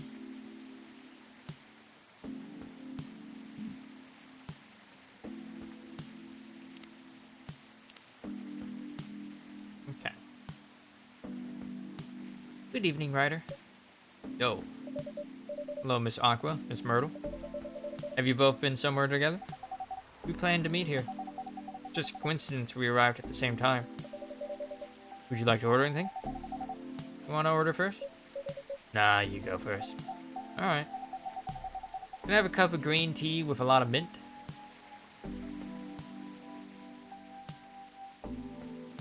Green tea, mint, mint. That's a lot of mint.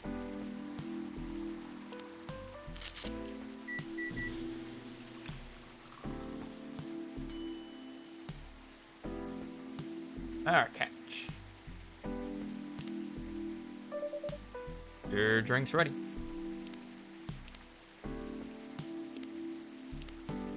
Fresh and healthy drink from Morocco.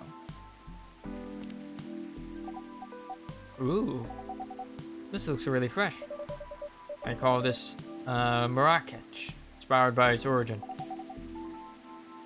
Marrakech in Morocco? I heard the people there really love tea. Give this a try then. Thorpe. Oh my. Warm but very refreshing. No wonder Morocco is often associated with tea. I did not know that about Morocco. How about you, Miss Myrtle? You want to order right away? Sure. I'll have ThatWriterUKnow.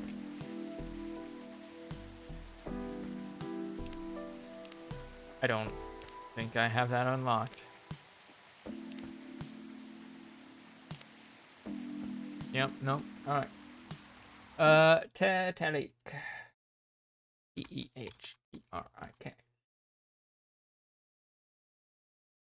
Also known as pulled tea, a frothy, sweet, hot milk tea that originated in Malaysia and is popular in Southeast Asia.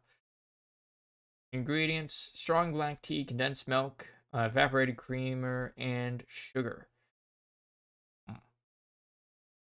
We need something sugary.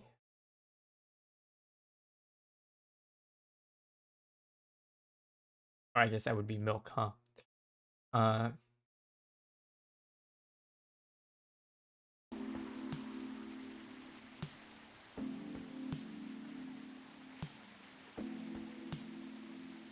tea.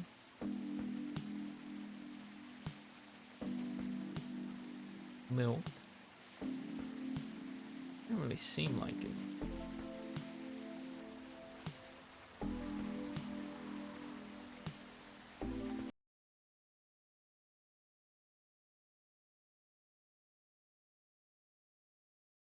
Hot milk tea.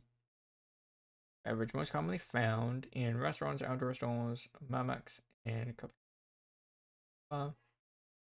Is derived from the process of repeatedly pouring the drink back and forth from one container into another, or pulling, with arms extended during preparation, which helps to slightly cool the tea for consumption and giving it a frothy head. It is made from a strong brew of black tea blended with condensed milk. Strong brew of black tea. That's made, okay, that's maybe like that, and then milk.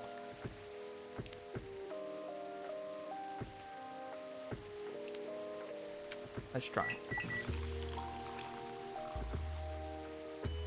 Yeah. Genius.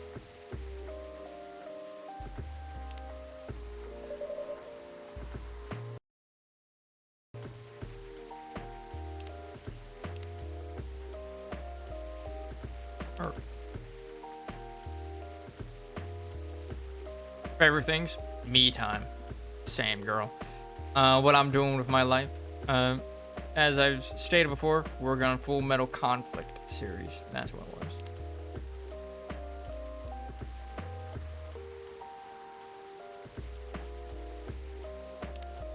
Yeah.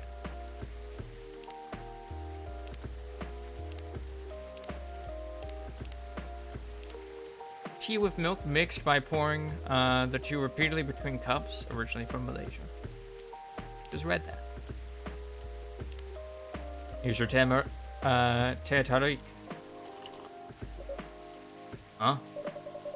There's something wrong? No. Better than I thought it would be, actually. The taste is really authentic. Just like the teh tarik you get in Southeast Asia. Thank you for the compliment. Where did you learn to make it? Traveled around Southeast Asia a few years ago. So you learned about it in Malaysia? Yeah. And from videos on the internet. So, how are things going in the office?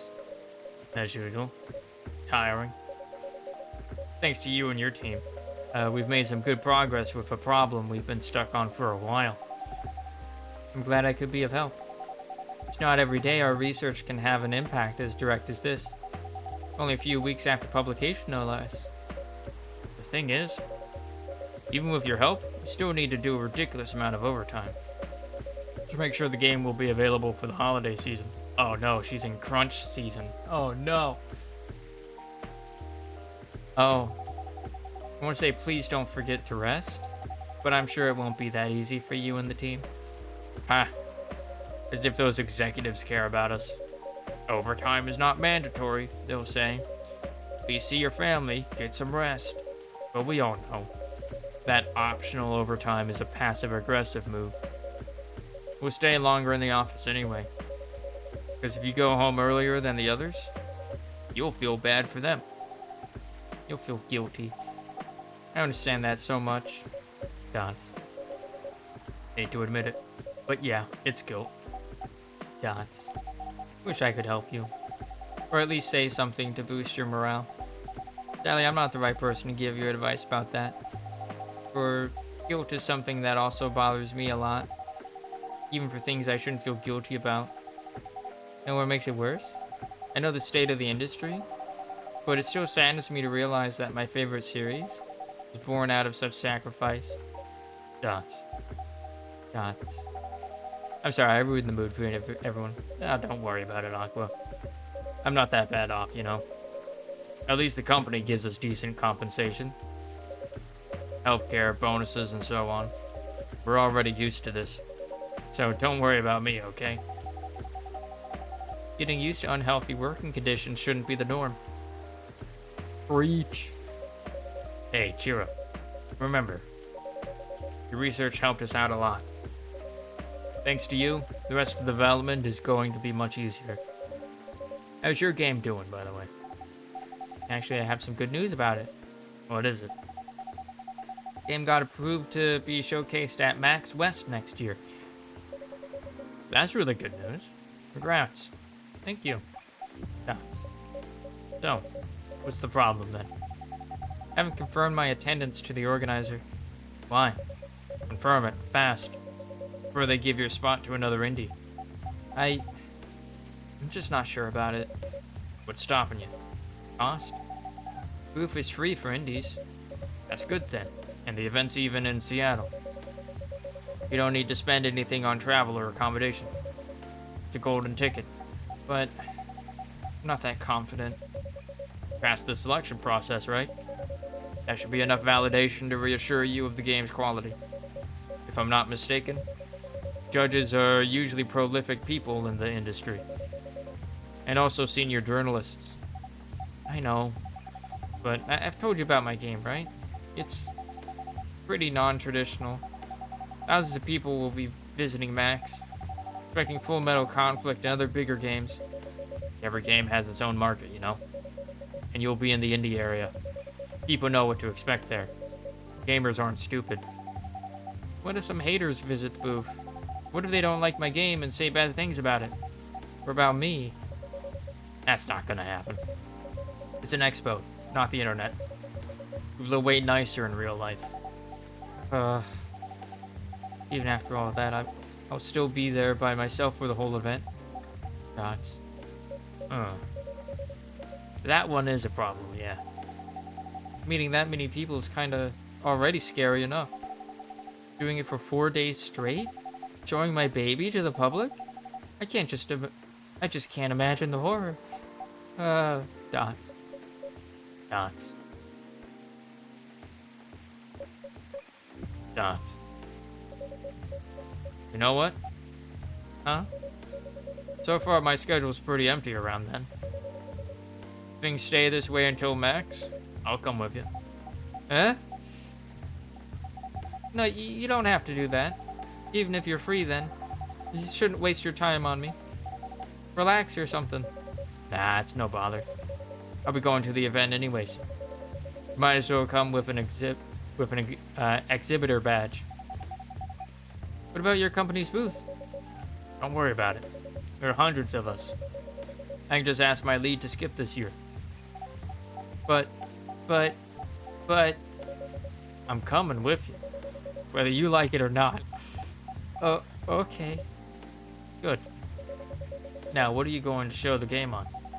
We'll have a laptop and a smartphone. The expo build ready? Expo build? You're not planning to showcase the full version, right?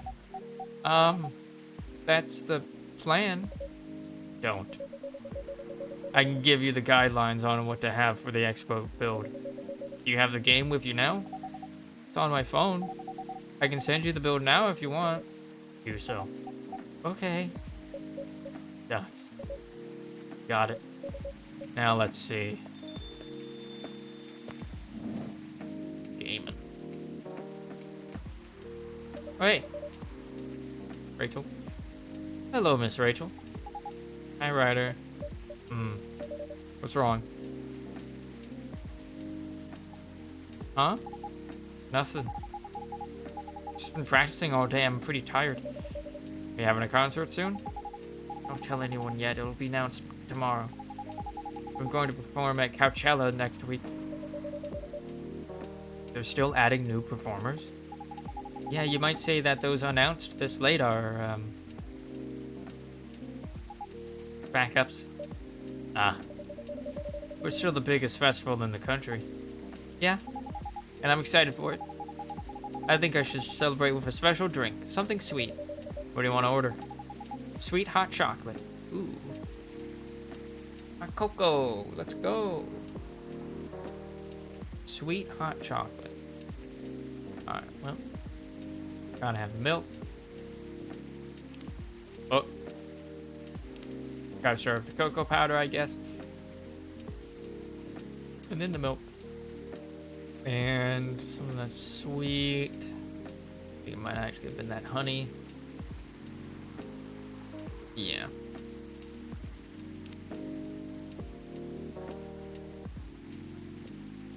Never tried putting honey into hot chocolate. Or chalky milk, for that matter.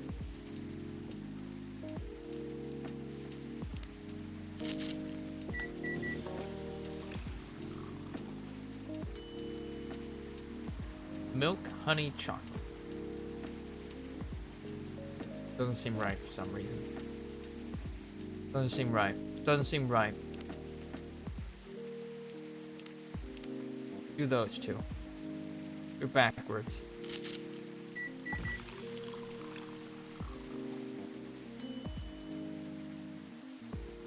Chakabi Miruku. There's a little heart.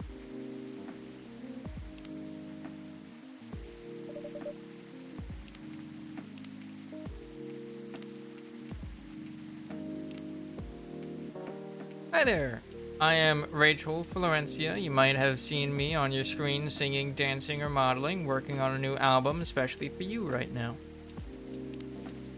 Okay. Any other new pictures? No.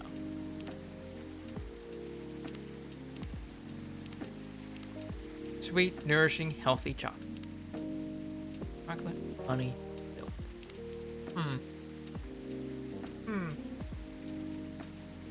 I might try that. I haven't had chocolate milk in a long time. Oh, it looks very pretty. And it's warm and sweet. There was no ticks in warm there, lady. None. I love it. Please don't hesitate to call me if you need anything else. Thanks. Dots. Other than the instruction on the loading screen, try putting a time limit on how long they can play. Why? Wouldn't that break their immersion? Probably, but in case there's a good reaction to it, you might have people lining up to play your game. You don't want to make them wait too long. That makes sense. If you don't want to put a time limit on it, try ending the demo with a cliffhanger. That should get people's attention. Noted. Dad? Oh, hey. What are you doing here? What you did at the studio this evening? I was worried. I couldn't find you anywhere around the studio. So I thought you'd be here. Dots. Dots. Dots. Now you're causing another ruckus. We're sorry, writer. We didn't mean to cause you any problems. You are sorry. I don't have anything to be sorry for. Well, anyway, I better order something. What are you having? What would you recommend? Might I suggest a cup of Spanish Sahara? Oh, what is that? Basically hot chocolate with milk and ginger. That sounds delicious. I'll take that Spanish Sahara. Hot chocolate with milk, right? Milk. We need to have the milk for the hot chocolate part, and ginger.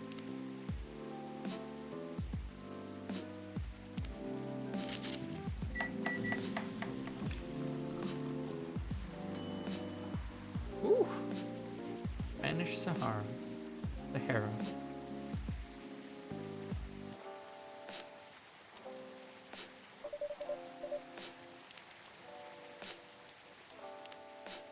Music enthusiast and father, family, music are his favorite things. And we're doing with my life, trying to be a better father while running a record store. Oh, he has a record store. Oh, her profile pic changed again.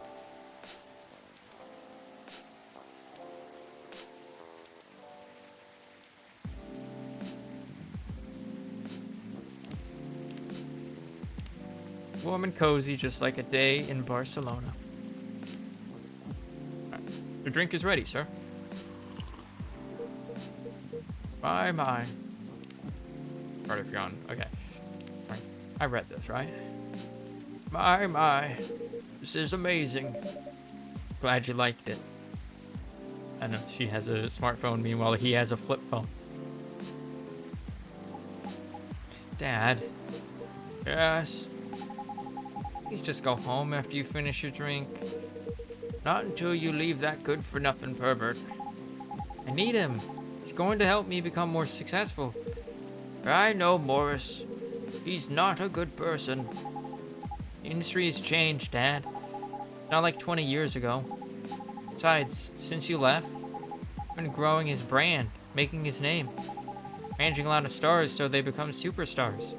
I still have my informants in the industry. He hasn't changed much. And even if he has, it wasn't for the better. You're just being paranoid. First you were afraid of how my fans would treat me. Now you're afraid of the industry too. What's next? You'll lock me in the house because you're afraid of the air I'm breathing? You're just too young to understand. Then make me understand. This is definitely not helping. There are better ways. Didn't you learn anything from Mom? You were together for almost 15 years, but you learned nothing. Not even how to talk to your own daughter. Dots. Rachel. I'm sorry. I'm trying, okay? Try harder. Right now, you're not helping anyone. Not me, not you, no one. I know. Give me a chance. You know what? It will take time for me to learn, but I am learning. Or, could return to the industry. Try to be your manager. Dad, are you out of your mind? Been out of touch for so long. I told you. I have informants there. I'm not that out of touch. Of course, there are things I need to figure out, but it doesn't work that way, Dad. You know that. Going from a girl band to a solo career won't be easy. If I take things slow, I'll lose all my momentum. If you don't want me to be your manager, you at least choose someone other than Morris? I don't think so. Mr. Lester is at the height of his career now. He's my best chance right now. Don't be too paranoid, okay? Made my decision. Now please go home. Relax. Don't ever come to this studio again. To the studio again. Going back there. I need to practice for the festival. It's only a few days away. It's a big chance to boost my presence as a solo artist. When are you going to be home? I don't know. Be staying at the hotel the label provided. But that's... See ya, Dad. Wait, Rachel.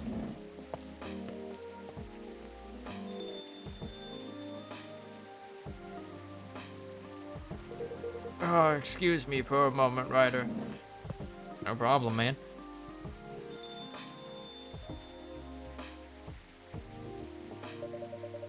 Sorry about what just happened. You don't have to apologize. Yeah, we were busy minding our own business anyway. Well, you didn't hear their argument, Myrtle? Of course I heard them. I just chose to ignore most of it. None of my business, is it? That's amazing. What's so amazing about that? I don't think I can do that. Dividing and focusing my attention so completely, especially when there's an argument like that. Saying you weren't listening to my advice and you were focusing on them instead. No, I was listening. I made notes. See? You didn't even realize. You are capable of focusing your attention. Now that you mention it. Happens naturally, I guess. Being born into a big family is useful after all. Yeah, sometimes we don't even realize what we're capable of doing. By the way, you want to head back now? Yeah, it's pretty late. Yo, Ryder, we're leaving. Hope you had a good time. Thanks for the drinks, as usual. Please take care on your way home.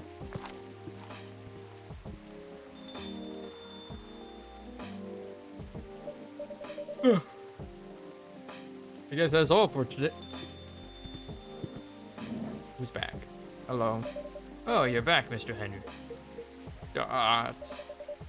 Are you alright, sir? Dots. Sir? Oh. Yes. Please don't worry about me. Did you manage to catch up to Miss Rachel? No. I lost her. Sorry to hear that. I'm sure she'll be alright. I hope you're right. By the way, pardon me for asking. Yes? About your arguments with Miss Rachel. Something kept bugging me. What's that? Why'd you leave the music industry? Ha! Now that's a trip down the memory lane. You don't have to tell me if it makes you uncomfortable. Oh, no, it's fine. I left around 20 years ago, just as we were welcoming the beginning of the new millennium. It was a great time for girl bands, you know. They were huge in the 90s. And they were still enjoying the leftover sensation of the past decade. I met my wife while working. She worked for a record label. That's how we met. I decided to get married and settle down. I wanted a peaceful life. Didn't find peace managing girl bands? Oh gosh, no. Politics, the dark side of the industry, none of it's good. But what hits me hardest was the fans. Toxic fans are the worst. Teenage girls especially. They were crazy about their idols. To the point where they started doing really unimaginable stuff. Like what? Spending all their money trying to copy the superstar lifestyle, abandoning their responsibilities, their families. And the men, they were even worse. They sexualized the girls in every way you could possibly imagine. Edited photos, stalking, outright sexual assault. It was before the internet, mind you. I mean, the internet existed, but it wasn't as mainstream as it is now.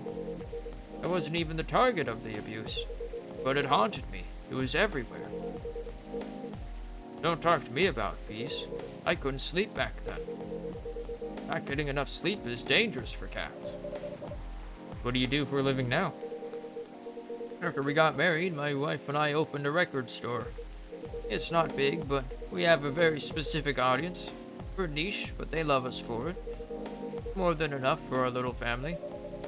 That you're still in touch with your friends in the music industry? They visit my place from time to time, and we all meet up at least once a year. Usually it's at my place. Gosh, look at the time. I should go home too. Are you going to be alright by yourself? Don't worry about me. I'm an old cat. We're stronger than most people think. See you later, Mr. Ryder. And sorry, bringing our fight to your place. Don't worry about it. Yeah, it wasn't a physical fight, so you're good. Alright, then. Goodbye.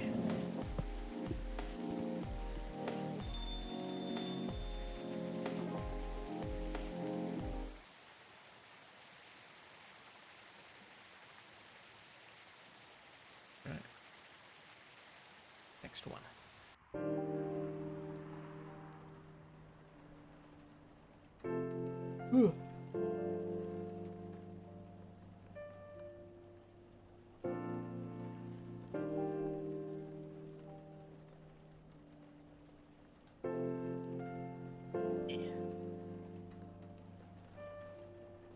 Thursday, October 1st, 2020.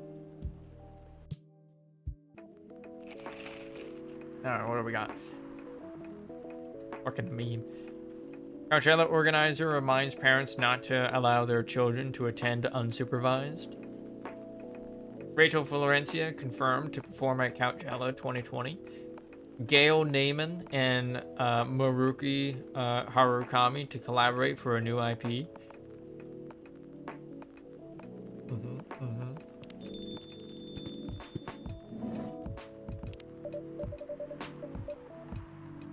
Alright, we're not open yet. So I need to read the story for today. The Only Reason to Learn How to Fly by Freya Fantima. October 1st, 2020. It happened again, told her as I exhaled smoke. What? I took the train once to get here and fell in love twice. Not this again, she sighed, looking like she wanted to stub her own cigarette out on my face. I just can't help it. Said nothing. Way easier, you know? Seeing someone from afar, letting your imagination roam as you daydream about how he or she lives, ignoring the fact that what you see is not the way they really are. It's way easier. You can't keep doing this to yourself. You need to know something. Like, you know you need something real.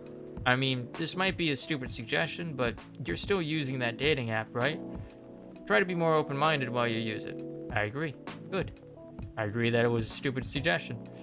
She looked pissed. I couldn't blame her. It's not like this was the first time we'd talked about this.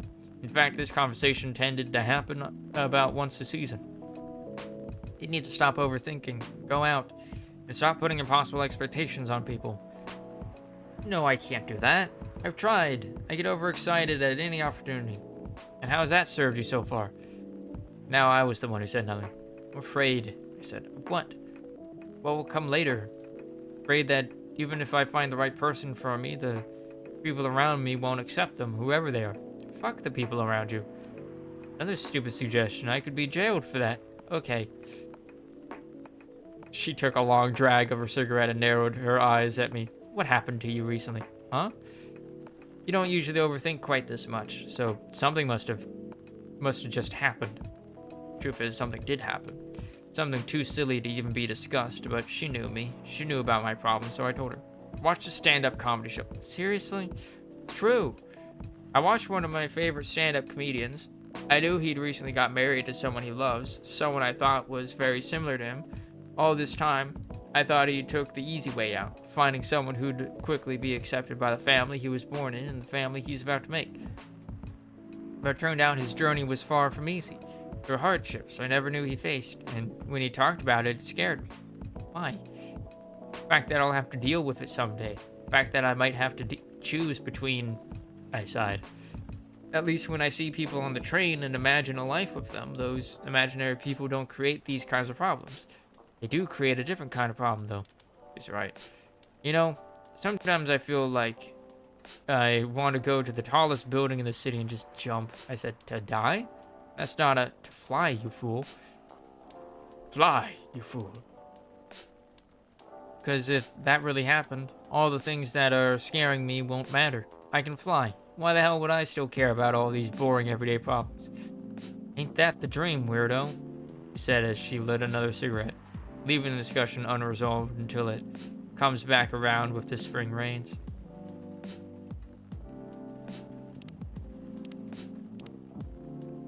Sounded like this guy.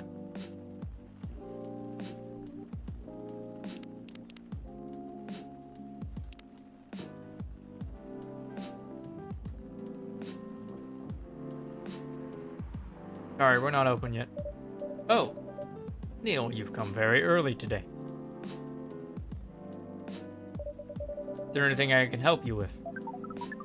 There is definitely something that you can do. What is it? Can we work here? Dots. Excuse me, what? Is it possible for us to work here? What? Why? We have learned something precious since we first arrived here. Communication is very important on Earth, and Earthlings communicate in very complicated ways. It blows our mind to learn that you need to mix between verbal and non-verbal communication here. Ah, body language. Yeah, but I can see that your communication skill has improved an awful lot since you arrived. That is true. But it is not enough. Some of the biggest lessons about Earthlings we have learned, we learned them here. This made us think, instead of focusing on finding a breeding partner, we should focus on learning how to communicate with Earthlings properly. There you go. There you go, buddy. Sounds like a good strategy. That is why we asked you to allow us to work here. Because you want to interact with our customers. That is correct. Not sure about this. Neil, normally if you apply for a job on Earth, you have to go through certain processes before you finally get the job, if you get it at all. Oh. Let me think this over, if you don't mind. And I'll let you know tomorrow. Oh no. We are sorry for our spontaneity, but it has to be today. May I know why? Because we are leaving for an event tomorrow. Okay. Dots. Dots. Dots. Dots. Okay. Thank you. But with one condition. You won't be making any drinks. I'll handle that. Once I'm done, you'll give the cup to the customer. Understood. There are other things you need to keep in mind. What is that? Dealing with the customers. Some people come here just to chill. They might come just for a drink, work, or to read something. Strongly suggest you just let them be. But always be prepared if they want to talk about anything. How can we know whether people want to be left alone or not? That won't be easy, but you'll be able to judge based on their body language. Non-verbal signs. Yes. That will be very hard for us. Indeed. Don't worry. I'll give you a sign when you should start talking, or when you should stop. Thank you. We will need that so much. Well, that's basically all you need to do here. Do we need a special outfit to do the job? Not really. I'll lend you an apron, though, to help keep your suit clean, and to differentiate you from the customers. You don't really need more differentiation, but it will make you look more legit for the job. That is a very Earthling thing to do. It is. Alright then. Are you ready for this? We are. Okay. Let's start the night. New employee, get. Let's go. Freya's gonna be fucking ecstatic about this.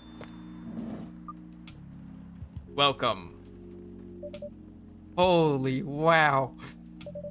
What the hell is happening? Good evening, Miss Freya. Hey, Ryder, what's going on here? Well, Neil is working here tonight. And I thought I was the one who brought bad news. I never thought this place would be ground zero for an alien invasion. It's not that. Neil is just helping out. Never looked like someone who needs help. There are a few things to clarify, Miss Freya. First, our mission was never about conquering Earth.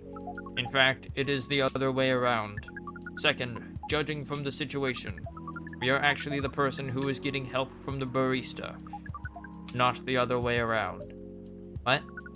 We have learned some things since we arrived, and we came to a conclusion. Before starting another breeding mission, we should learn more about how Earthlings communicate. We thought this place was the best place to learn. And you just agreed to this? On one condition. I make the drinks. Neil will only be here to serve and communicate. Fair trade? What's in it for you, then? What? You're helping them here. What do you get in return? Now that you mention it, if there's anything you want from us, please do not hesitate to ask. Don't mention it. Well, maybe you can be my next story. I can write an article about your work here. Freya? I still need to write for the paper again. Dots? What happened? The chief found out. Oh. That why you didn't come yesterday? Yeah. How did she find out? Remember my fateful meeting with the higher-up? In the elevator? Yeah. Same thing happened with my chief. They met each other in the lift. And the higher-up mentioned our encounter to her. Dots. Chief called me into her office, and things went downhill from there. She realized immediately that it was the reason for my poor performance lately. She didn't like it, of course. Sorry to hear that. What are you going to do now? Write the goddamn novel, I guess. And after that, hope that it sells well. If not, I don't know. Dots. We do not understand what is really happening, Miss Freya, but we feel an immense sadness and frustration you feel. How about a warm cup of drink? It is on the house. Huh? You're allowed to do that? We will pay for the drink. No, it's okay. It's on the house. That was a nice thing to do.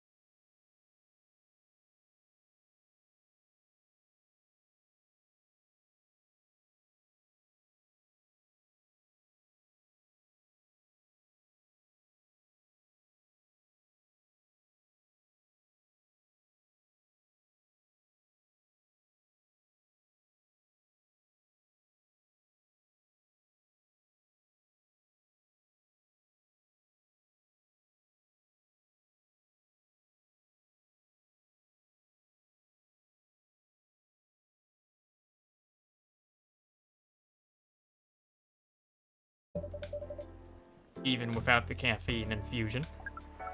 Excuse me, Miss Freya. We have learned extensively about Earthlings' bodies, about all the races. We do not think infusing your blood with coffee would be advisable. You took that literally. I'm sorry, Neil. Not really in the mood for this sort of conversation. It is just... Neil. Freya wasn't serious about infusing herself with coffee. Dots. Oh. We are glad to hear that, then. That was a figure of speech, Neil. Ah, we have heard about that term. It is still very hard to understand your language. Oh, buddy. Figures of speech are the hardest thing to learn from any language. It will always be hard. Languages will keep on changing. Understood. At least we are here now to learn the basics of how Earthlings communicate. Miss Freya, if we may ask away. How fast do you write? Not fast enough, apparently. But do you have numbers? Numbers? How many words do you produce per day? I don't think I have the exact number. But full time? I should be able to write between 3,000 and 5,000 words per day. That's a lot. That's wrong. After that, I still need to edit it. I usually end up with about half of what I originally wrote. According to our research, the standard number of words for the thing you need to write is between 50 and 100,000. That's right. But for this draft, I don't need to write that much. That is a pleasant information to hear. How many words do you need to write? Let's see. Dots. I think it should be around 15,000 words. Pretty big for a pitch draft. Well, it's GRA Media. Biggest publisher around. If we count based on the number of words, it seems like you will be able to achieve your target easily. I wish. Writing isn't only about the number of words, Neil. It requires things outside the mere word count. We only judged writers by their ability to write a large number of words. Then we wouldn't have poetry or short stories. That is pretty hard to understand. But we learned beforehand that art is a difficult matter, even for Earthlings. Yep. Earthlings seem to have a fascination for things which are hard to understand, from languages to art. Right again. But you're not that wrong about writing, you know? Word count is one of the few things you can objectively judge a story by. Not the most important thing, but it's still up there. So it is still a valid parameter. Definitely. Cool. Dots. That didn't sound at all like you, Neil. I guess you really are learning something on Earth. Oh, another guest. Good evening, Miss Myrtle. Dots. Dots. Dots. I won't even ask. Except for one thing. Who's making the drinks? I'm sure the one responsible for that. Good. Coffee with a little bit of ginger, please. That? Ginger coffee?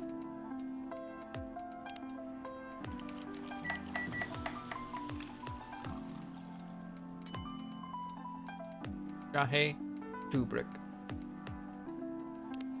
Served by me. Your order is ready. Dots. Not bad. Thanks. You are welcome. What brings you here today, Miss Myrtle? Psst, Neil. Some people come to a coffee shop just to sit without being disturbed.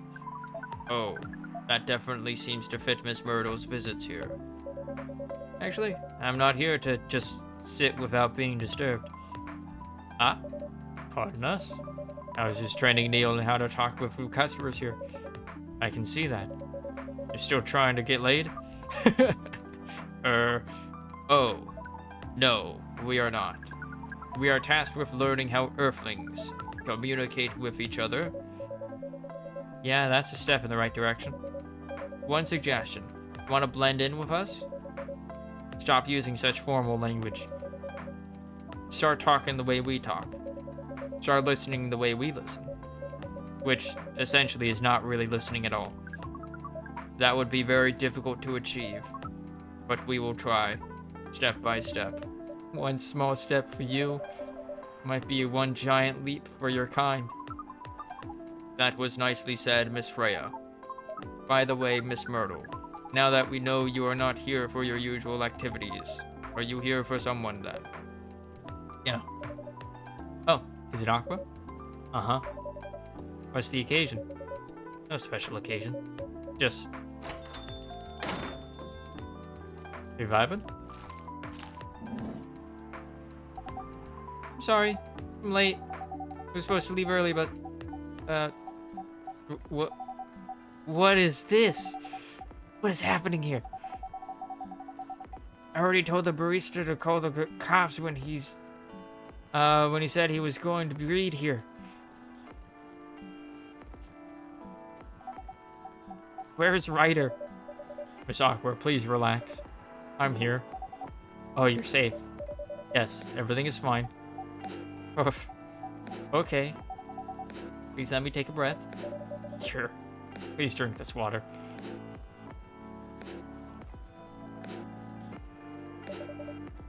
Feeling better now? That's a water? That looks like a hot cup of coffee or something. Yeah, I'm sorry. It is all right, Miss Aqua.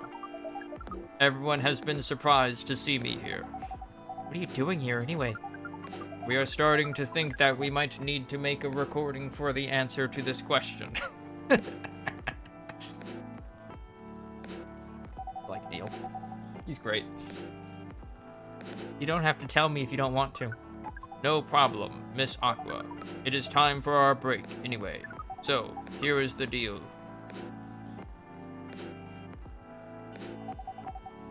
That's really interesting. Very nice of you to do this, Ryder. It's nothing, really. But do you really think one day is enough to learn everything? Definitely not. But we do not want to disturb this place's business for any longer. As if this place cares about business. Besides, we want to travel around the planet more. This coffee shop is a good start.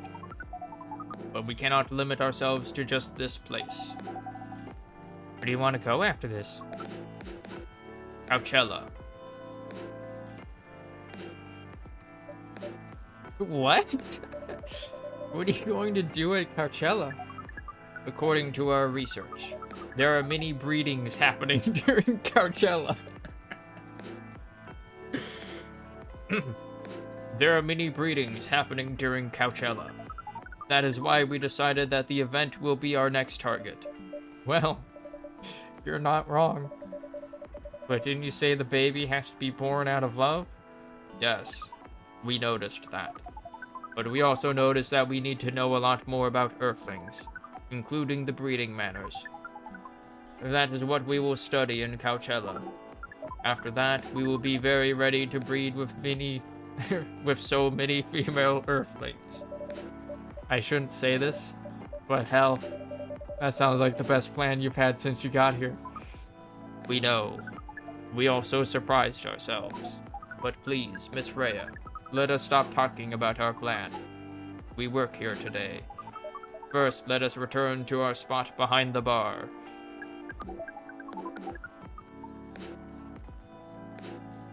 So, our discussion with Miss Myrtle was stopped abruptly. Oh yeah, I forgot about that. What are you two doing together?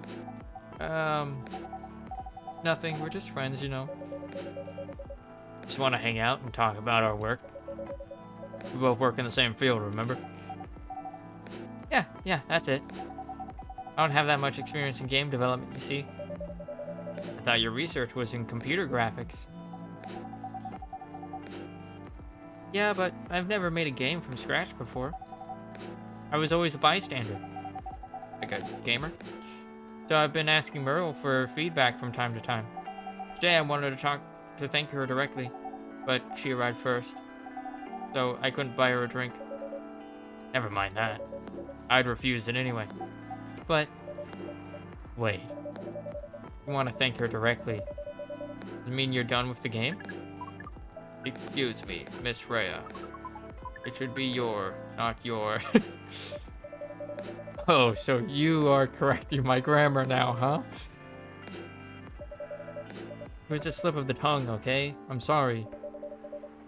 How'd you even pick up on that, anyway? It's not like what I'm saying is written down anywhere. We just know. Back to you, Aqua.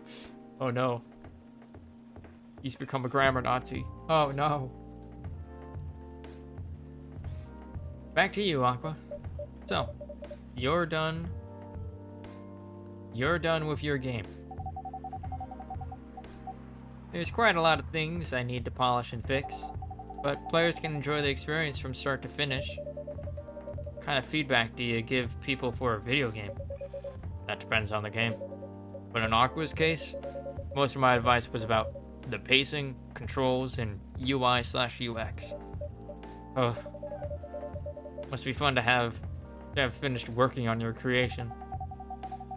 Surely removed some of the weight on my chest, just to replace it with another weight. You mean there's still more to come after you're done?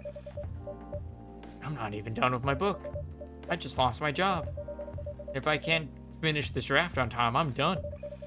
Even after all that. If it doesn't sell well, I'm even more done. Doubly done. Sorry to hear that, Freya. But please be more confident. I'm even starting to doubt myself. I read some of your short stories, you know, after our first meeting. Subscribed to the Evening Whispers app. Then I read some of the stuff you wrote. They're really good, you know. Some of them are better than others, but it's still an enjoyable experience to read them. So I'm excited to check out your book once it's done. You're too kind, Aqua. What you're going through is more or less the same as what Myrtle's going through, so I'm sure you'll both be fine. Crunch time, baby. Ugh. You don't have to talk about it in front of other people. Oh my god. I'm so sorry. I didn't mean to. It's just that sharing is caring, you know? Dots. Okay. Okay. Thank you for helping me share with other people. I really am sorry. I know, I said thanks already, right? But you put so much emphasis on share. That's sarcasm, I know that. Aqua. I'm sorry if it sounded that way. But yeah, I kind of get what you're dealing with. Although it's a bit different for me. What's your problem? Burnout. I've been working on something for 2 years straight, but no one outside the office knows about it. And those who do, don't seem to appreciate it at all. Thought Full Metal Conflict had a new game every 2 years. Yep. I don't really work on them. Not directly. So what do you work on? Secret project. I'll tell you under friendier. Okay. Alright. I'm not with the paper anymore anyway. I'm part of a special team. We're tasked with making a breakthrough in the studio. We need to be able to make a prototype for a new IP. Or, worst case, another FMC game in a different genre. Isn't that a dream job for some people? That's what I thought, at first. You're a writer, right? Imagine being a writer, but you can't publish anything you write. For years. That doesn't sound like a pleasant situation at all. My team has been making pitches, dozens of them, hundreds, thousands. Out of all those countless pitches, only a handful got approved for prototyping. So far, none of the prototypes have been approved. Ouch. There's only 7 of us on the team. 7 samurai, that's what they said. So you haven't released anything for the last 2 years? Sometimes. Our team works to support others. When they're going through a crunch cycle, they need to hit an almost impossible target. We jump in. And one of you folks were considered the 7 samurai. I guess, yeah. By the way, Myrtle, I just realized. What?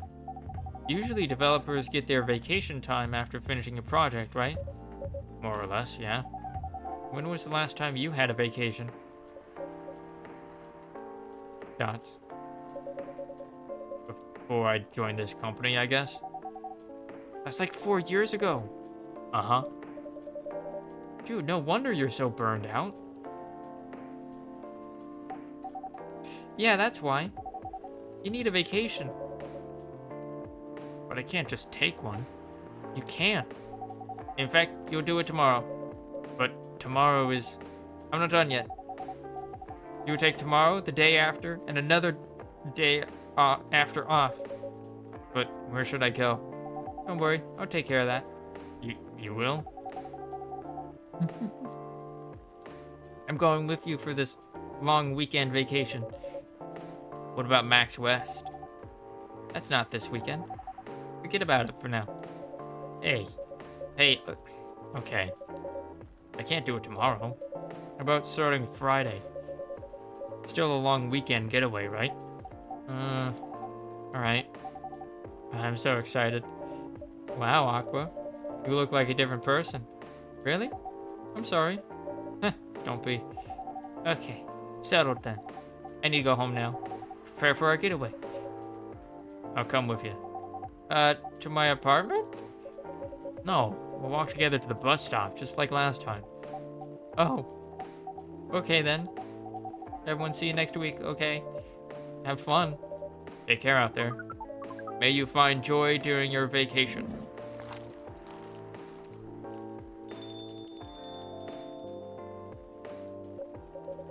Okay, see you folks later. Have fun with your weekend. Definitely not a date. Dots. Vacation, huh? You definitely need one, Freya. I know. Not now. Gotta finish the draft first. As we have said before, you can do it, Miss Freya. Thanks, Neil. Anyway, are you going to close anytime soon? Depends. Why?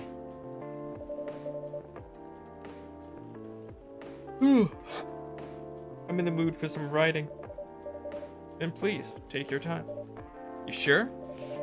You want another drink to be going on with? Still on the house. I definitely won't say no. Cough syrup, a cure for a sore throat.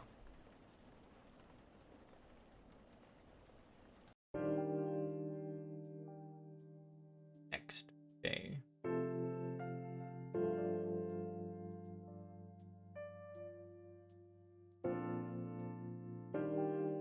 Friday, October 2nd, 2020.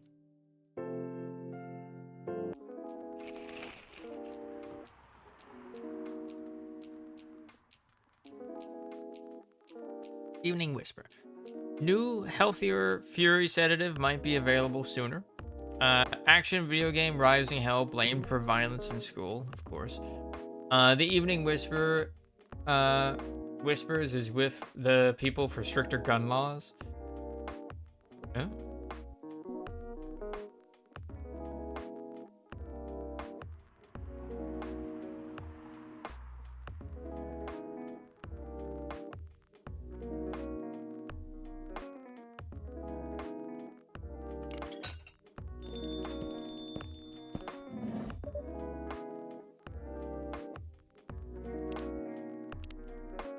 Story.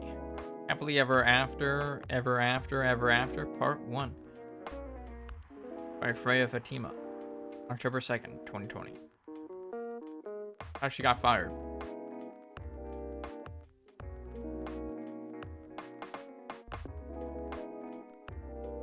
I thought she got fired. Why is this here? Hold on. Or was she not actually on fire? Fired. Do you want to grow old with you? No, I don't want to do that. But I do want to be with you, here in this moment, stuck in eternal limbo, in an infinite loop of this exact hour, forever. Hell yeah, I do. This is probably the last time Romeo remembers having a really meaningful conversation with Juliet. But let's not get too far ahead of ourselves, dear readers. Just like any other story, this one also has a beginning, and it begins with an introduction. Romeo is a young man of 20. He comes from a quite conservative, but not yet out of touch family. In other words, they're just like almost every other family in the world.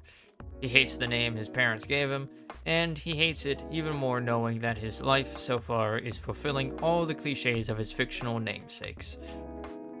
Falling in love with a girl named Juliet is really just the icing on the cliched cake. Juliet is a young woman of 20. She also comes from a quite conservative but not yet out of touch family. In other words, they're also just like almost every other family in the world. She loves the name her parents gave her, although she hates the fact that her life so far is fulfilling half the cliches of her fictional namesakes. Falling in love with a boy named Romeo is unfortunate, but she has no plans to die stupidly over it. Both of them study at the same university, and they're definitely not the type of people who'd naturally choose to be friends. Fate, however, is the form of a hip young lecturer with an overenthusiasm for assigning group projects and an unfortunate sense of humor, is what brings them together. A simple group assignment is what introduces our young Romeo and Juliet to each other. Even after their first fated meeting, and the many more meetings required to finish the assignment, there's no sign that Romeo means anything more to Juliet than a friendly acquaintance she's spent a lot of time in the library with. Nor, honestly, does she mean that much more to him. In fact, after she made an ill-judged joke about the literary elephant in the room, she probably means significantly less. But as time goes on, and as the group assignments keep coming without the lecturers ever assigning new partners, Romeo and Juliet become closer. They both begin to see things in the other that they hadn't noticed before. Though for Romeo, that fact is rather frightening. How could I fall for somebody like her, and named Juliet no less? I can't accept it. My mind's just playing tricks on me. Again and again, around and around, his thoughts chase themselves whenever he sees her. The day is Monday, and Romeo has a class he needs to attend. However, something is different. Normally a relatively anxious fellow, he finds going to a class requires a lot of willpower. Today, however, he finds himself hurrying to get there. He knows why, of course, but he refuses to admit it to himself quite yet. First thing Romeo does when he opens the door is to look at a specific table where Juliet always sits. To his unacknowledged disappointment, the table is empty. Fuck, mutters Romeo under his breath. He doesn't curse because Juliet's not there, of course. Rather, he curses because noticing this was the first thing he did upon entering the room. After sitting in his usual place, Romeo reopens his book and begins reading. Every time someone opens the book, Romeo turns immediately to look and quietly whispers a curse. Again, he's not cursing because he is disappointed. It is not Juliet who enters. He's cursing because he turned to look.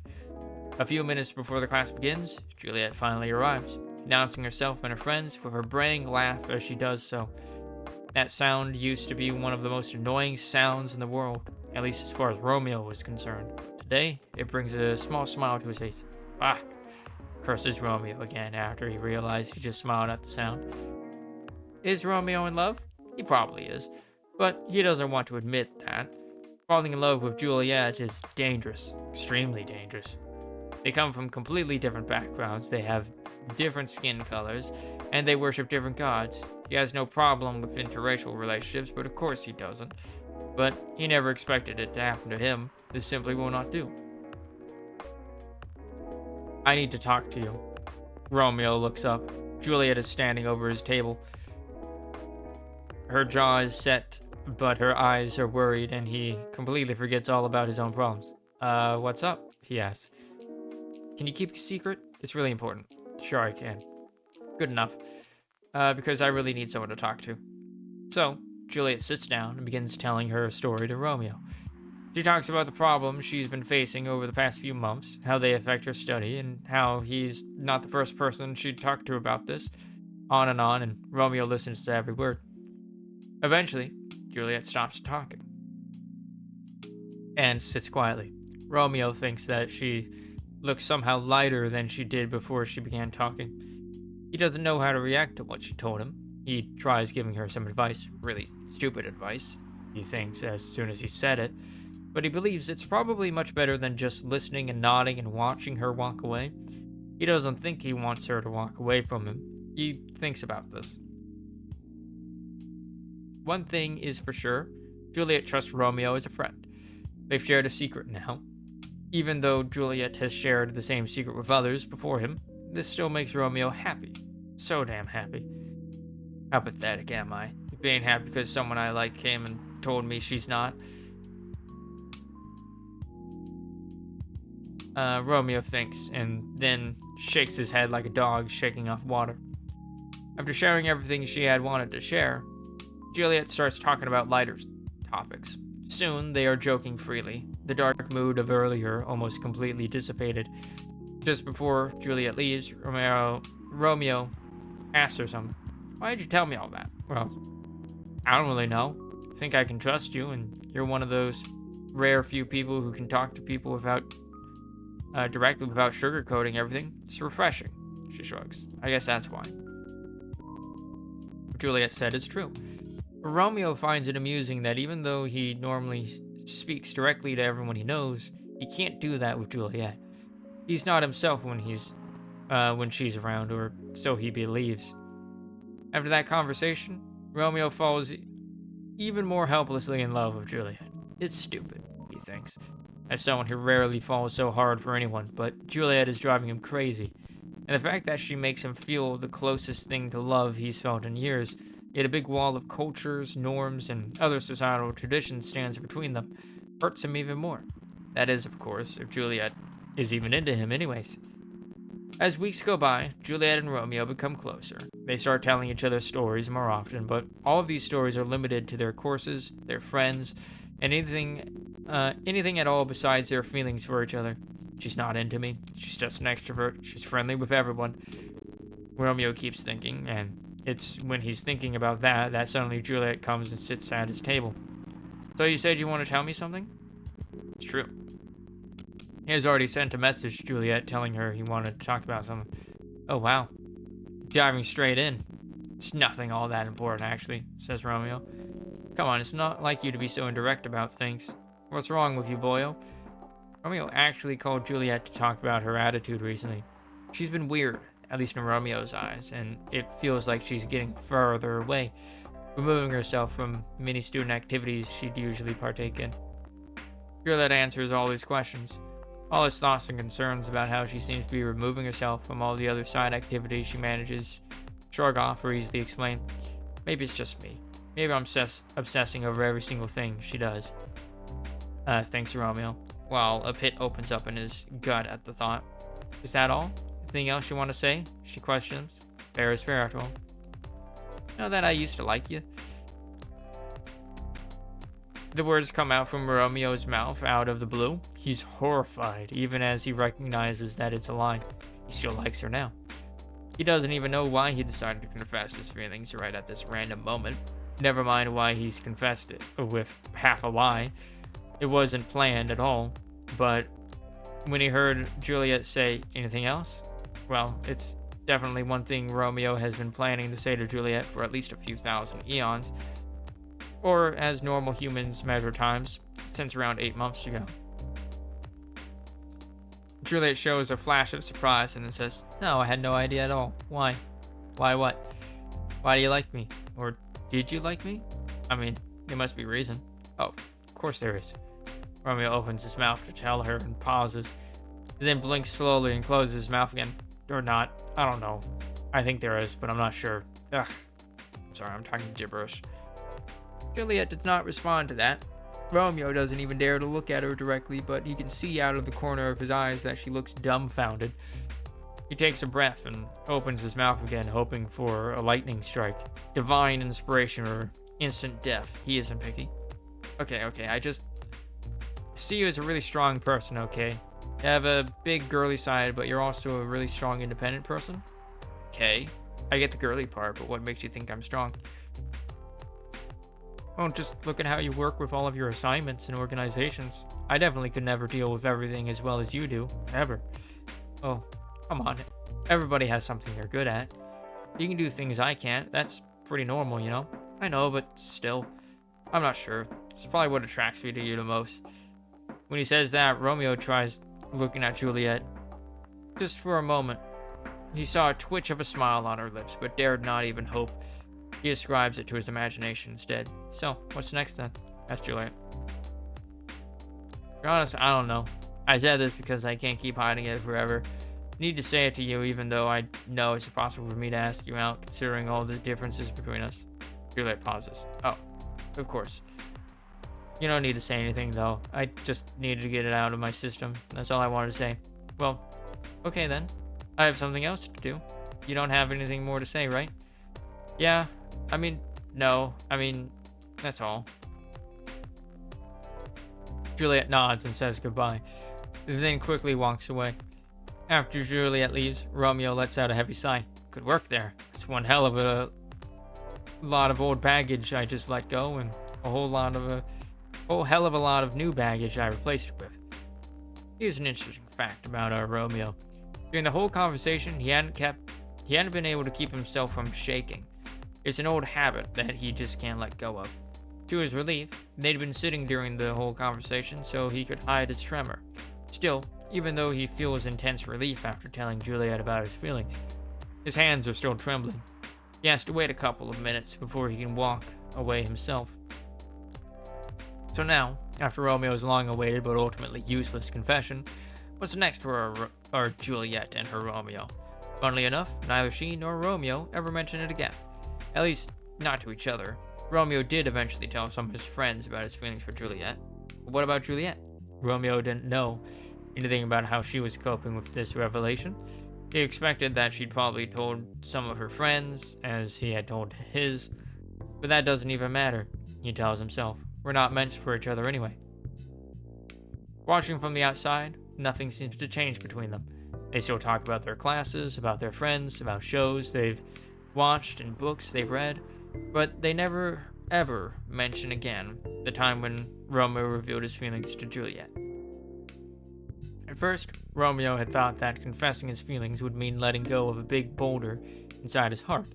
Turned out it only transformed the boulder into a restless rock monster asking for more. Eventually he realizes letting Juliet know about his feelings isn't enough. He needs to have her. He wants to hold her tight. He wants to stare into her eyes and tell her he loves her to Pluto and back. He wants to say, I love you too. He wants to kiss her. He wants to run away with her to a place where no one cares about their differences and just sees them as a cute couple in love. He wants to do all good things in life together with her. And more than anything on this earth, he simply wants her. The feeling is killing him. How could she be acting normally after that revelation? Does it mean his feelings mean nothing to her at all? The peak of his emotions come one day when our hero is falling asleep. Suddenly, his body is drenched in sweat, his heart beats too fast, and his thoughts only run to one thing. Juliet. He wants. No, nothing so prosaic. He needs Juliet. He doesn't care about anything else. About the traditions, about their families, about anything. There's only one thing he needs to do tomorrow, and that is to confess his feelings, again, to Juliet. This time, however, he's going to ask her out. If she feels the same way, he'll ask her to just give it a try and fight the world together. Resolves that he is going to take a leap of faith, and it will be the first thing he does the next time they meet. To be continued. Oh, a part 2.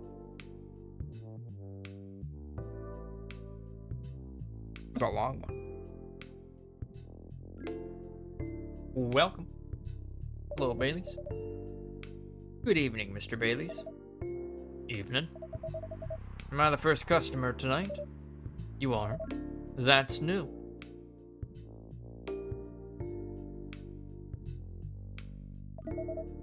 Freya's not here. She said she's coming later tonight.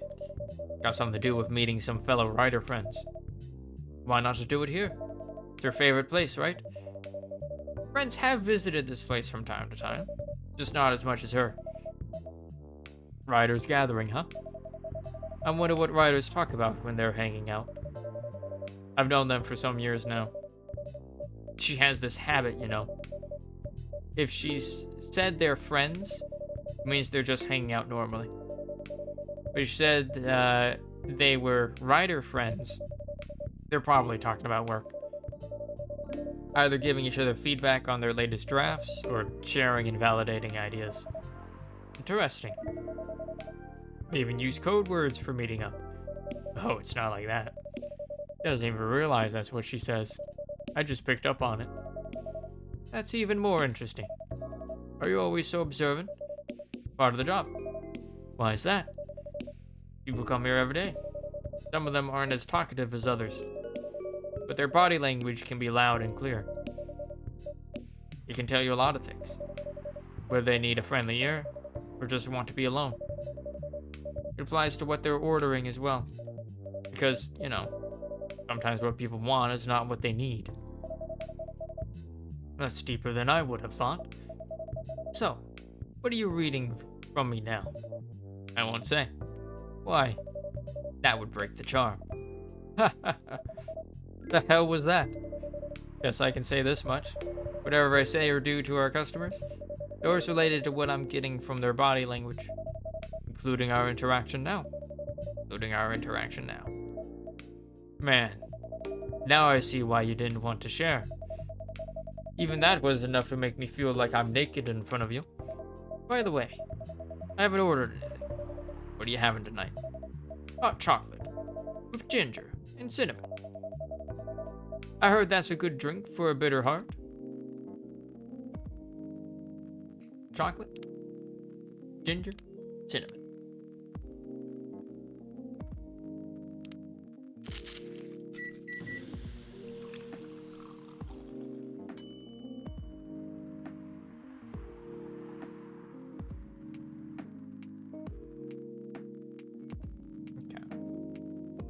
Bitter heart. Oh. Here you go. Shadows that will help you try to hide.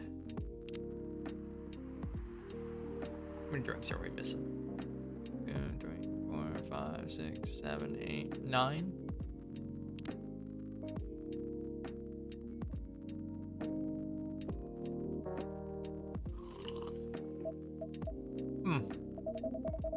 You're a pretty romantic person, huh?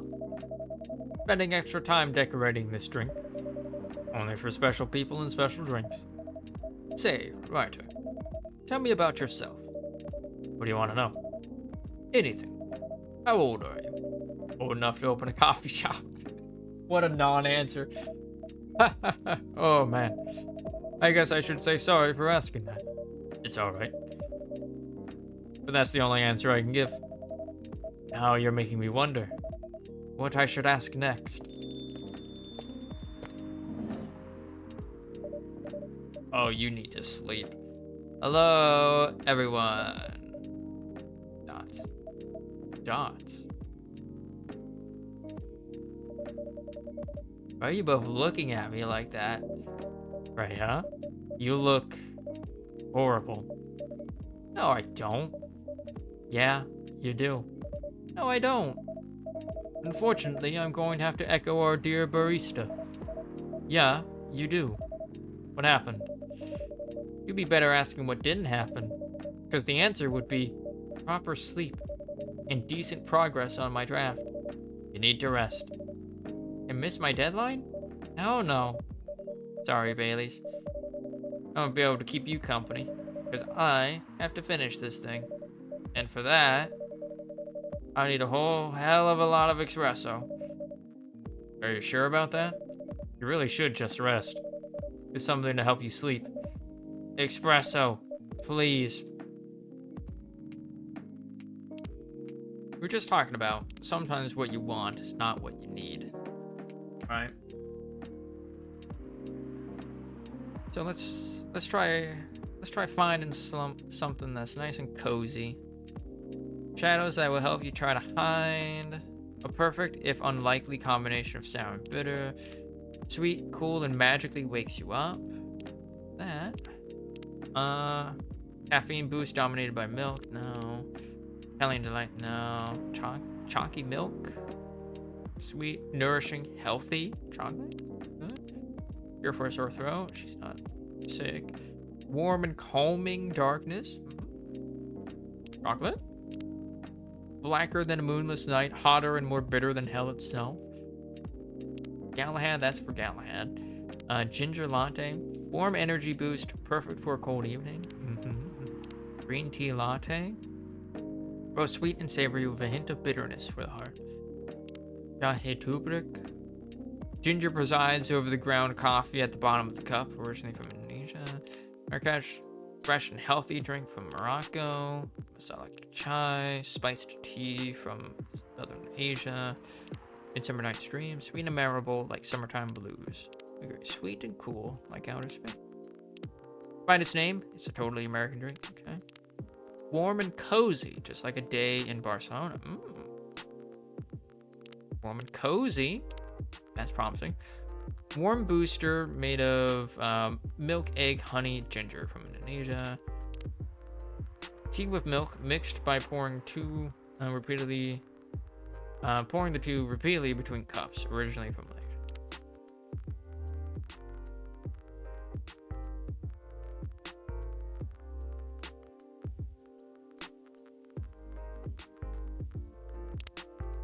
What do I need to do? I need to save. I need to save more often. Let's give her this. Chocolate, milk, ginger. Something warm, cozy, so that she can relax.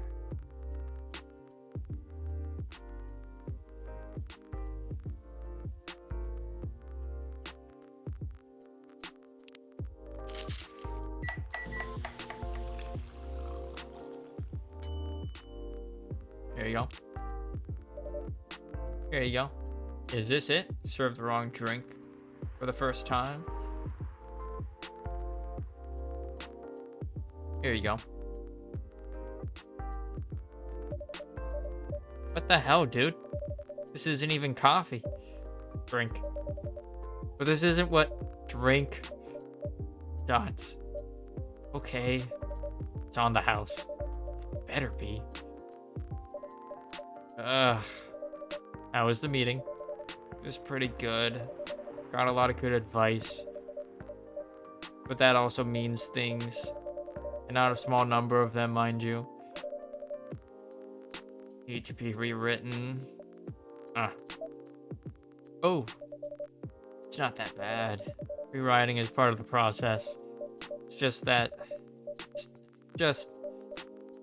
I'm going to my usual corner. Although, thanks to your drink, not sure whether I'll be able to stay awake or not. She looks horrible. She does. Don't worry about her. You'll finish it. This isn't the first time she's acted like this. No. But this time, stakes are pretty high. Dots. Dots. So, what brings you here today? Dots. I'm not even sure myself. I had no plan tonight. And this place just came to mind. Out of the blue. I'll have to thank your subconscious then. I guess you should. Oh. Dots. Not sure whether I should thank it or not, though. Hi, Lua. Hi, Baileys. Dots. Dots.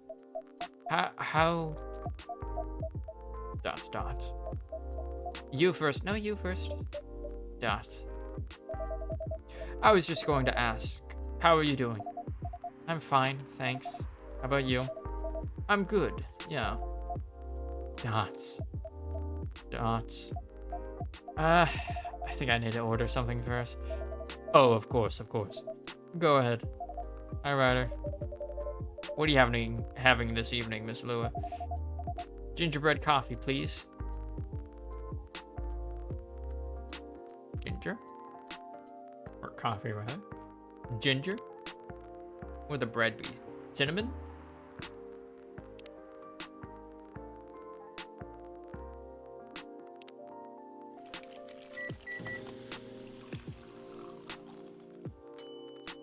Gingerbread coffee. That looks super good. Here it is. Thank you. Grandma used to make this drink for me.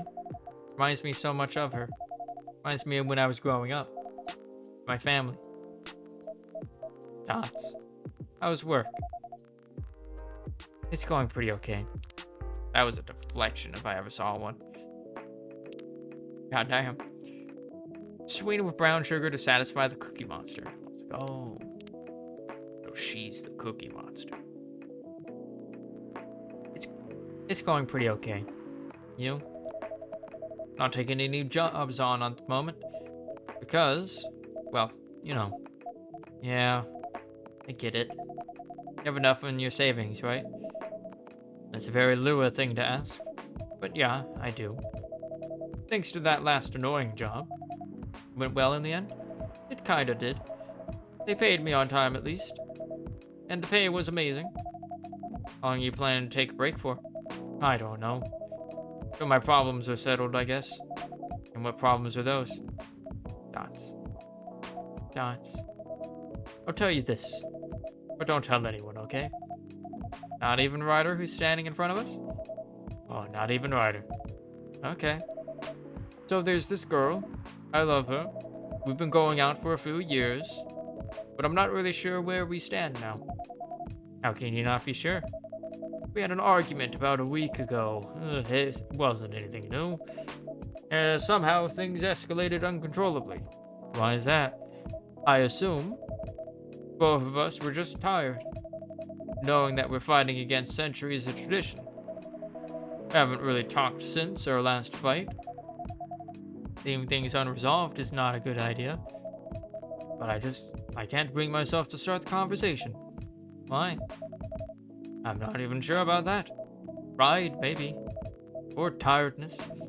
Or knowing that, chances are, we won't be able to find the best solution for everyone, anyway. Dots. Baileys, I have a question. Go ahead. What do you think she's feeling right now? To be honest, I don't know. She's not like me, that's for sure. Thankfully. Why? At least it won't affect her professional life that much. I'm glad I'm a freelancer. It means I can just take a break from work without so many problems. I'm not as professional as her, you see. I think you're wrong. Really? If I were her, I would find it difficult to live life as usual. But I'd put on a lot of masks, just to hide the feelings I was going through. That sounds difficult and uncomfortable. It is. But a friend told me once, you gotta do what you gotta do. He must be a pretty cool guy. He is. Dots. Dots. What's next for us, Baileys? I don't know, Lua. I met some new people this week, including that supermodel. You knew? That girl in the corner told me. Yeah, including that supermodel. And how does that make you feel? Like a fool. Gage? Incorrect, Neko. This is a straight couple.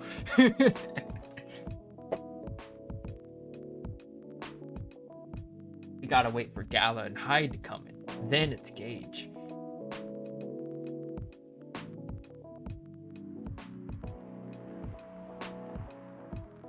What?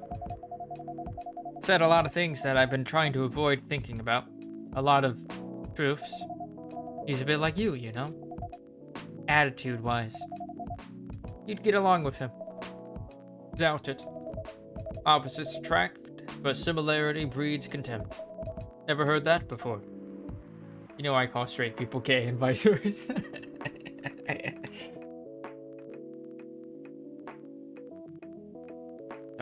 Sorry. This is a gay couple. Gala and Hyde. Definitely a little bit of... Or a gay couple. Gala and Hyde, very much a straight couple, yes. Yes. Nodders. A lot. From a certain hipster elf. And after listening to that guy, what's your stance on, us? I'm not sure, Baileys. What about you yourself? Any similar experiences this week? I have, in fact. You met a vampire, and I met a werewolf. What are the odds? What are the odds indeed? What did your werewolf say? Not much, to be honest. But he made a good point about the importance of family. Baileys. I know I've been stubborn about wanting about you wanting me to make peace with my family, and I know why that's very important for you. But Freya said something that kind of hit me. What was it? I was just using you as an excuse to escape my family. When I actually want to do that anyway. For myself. Thoughts. You know me, Baileys. I do. You know how I feel uncomfortable with people leaving their families.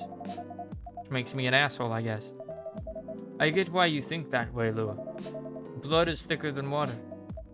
Dots. Dots. What should we do? Lua. Yeah, Baileys? Please let me leave my family. I'll try to get your family to accept me. That sounds like the easier thing to do, after all.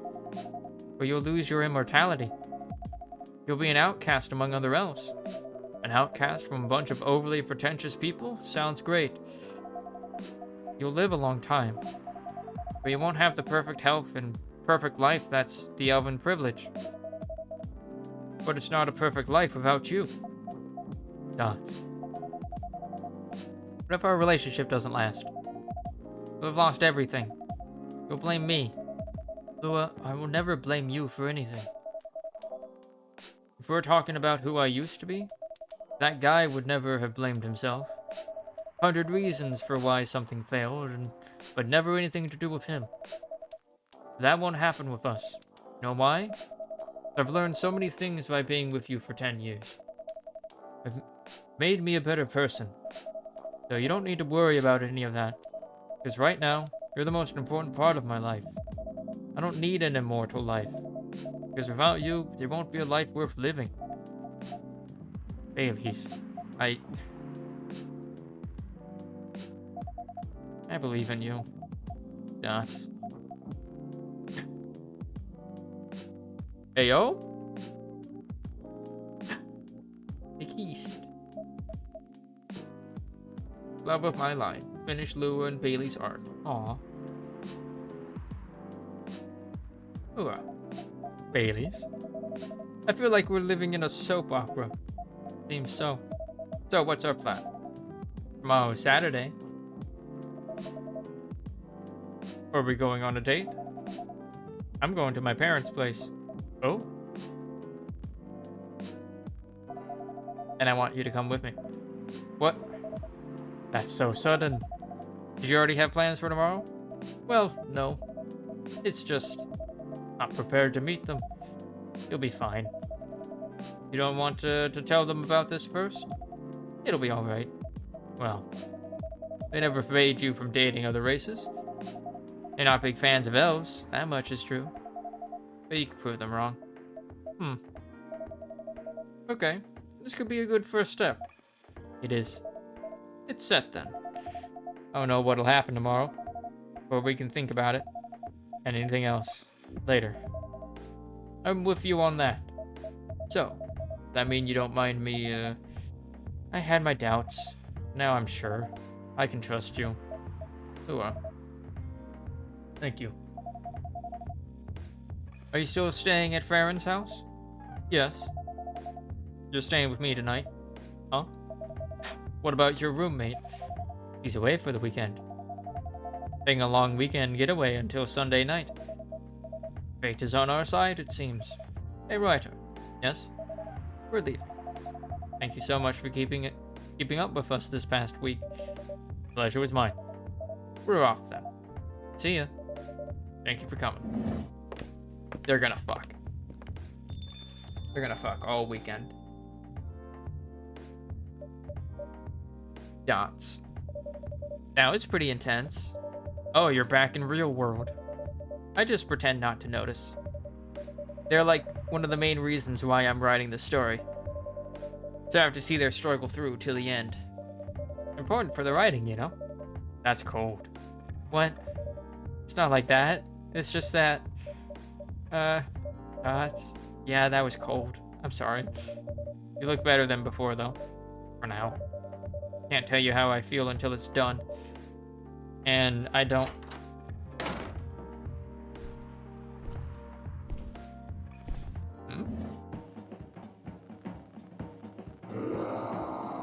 Hi, Galahad.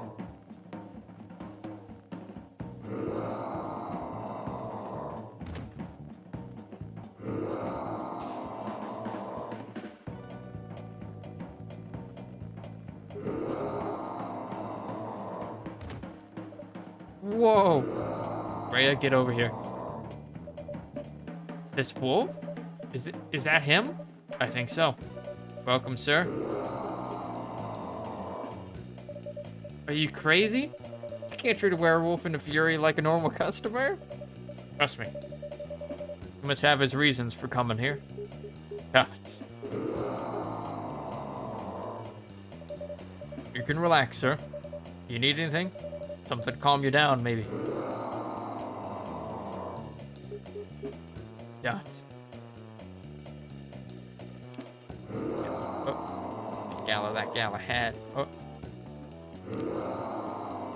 Ah, I see. I can't do that. What was it? Tea, milk, ginger.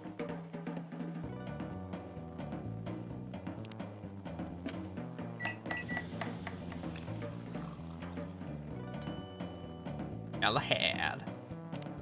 Here you go, buddy. Here's your Galahad Fit achievement. Dots. Dots. Dots. Dots. Dots.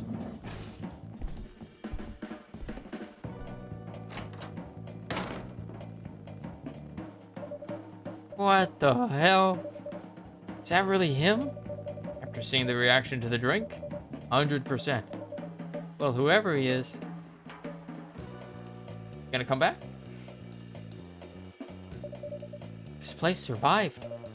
Thankfully, yes. I think I need to close up shop early. Don't want to cause any more ruckus. And I need to clean up some of the mess anyway. Good idea. Can you get back all right by yourself? I'll manage. Take care on your way back. You be careful too. See you tomorrow. See ya.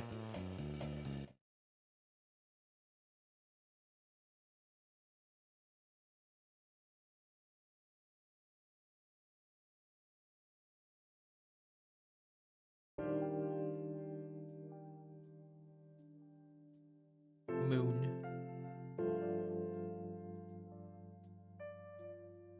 Saturday, October 3rd, 2020. The Evening Whisper.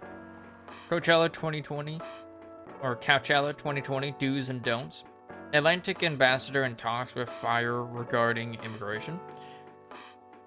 Weirdstein Company criticized for unfair depictions of werewolf in their latest box office hit.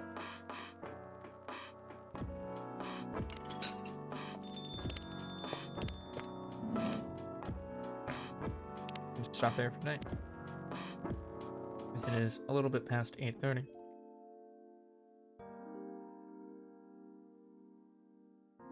As we shall continue this tomorrow.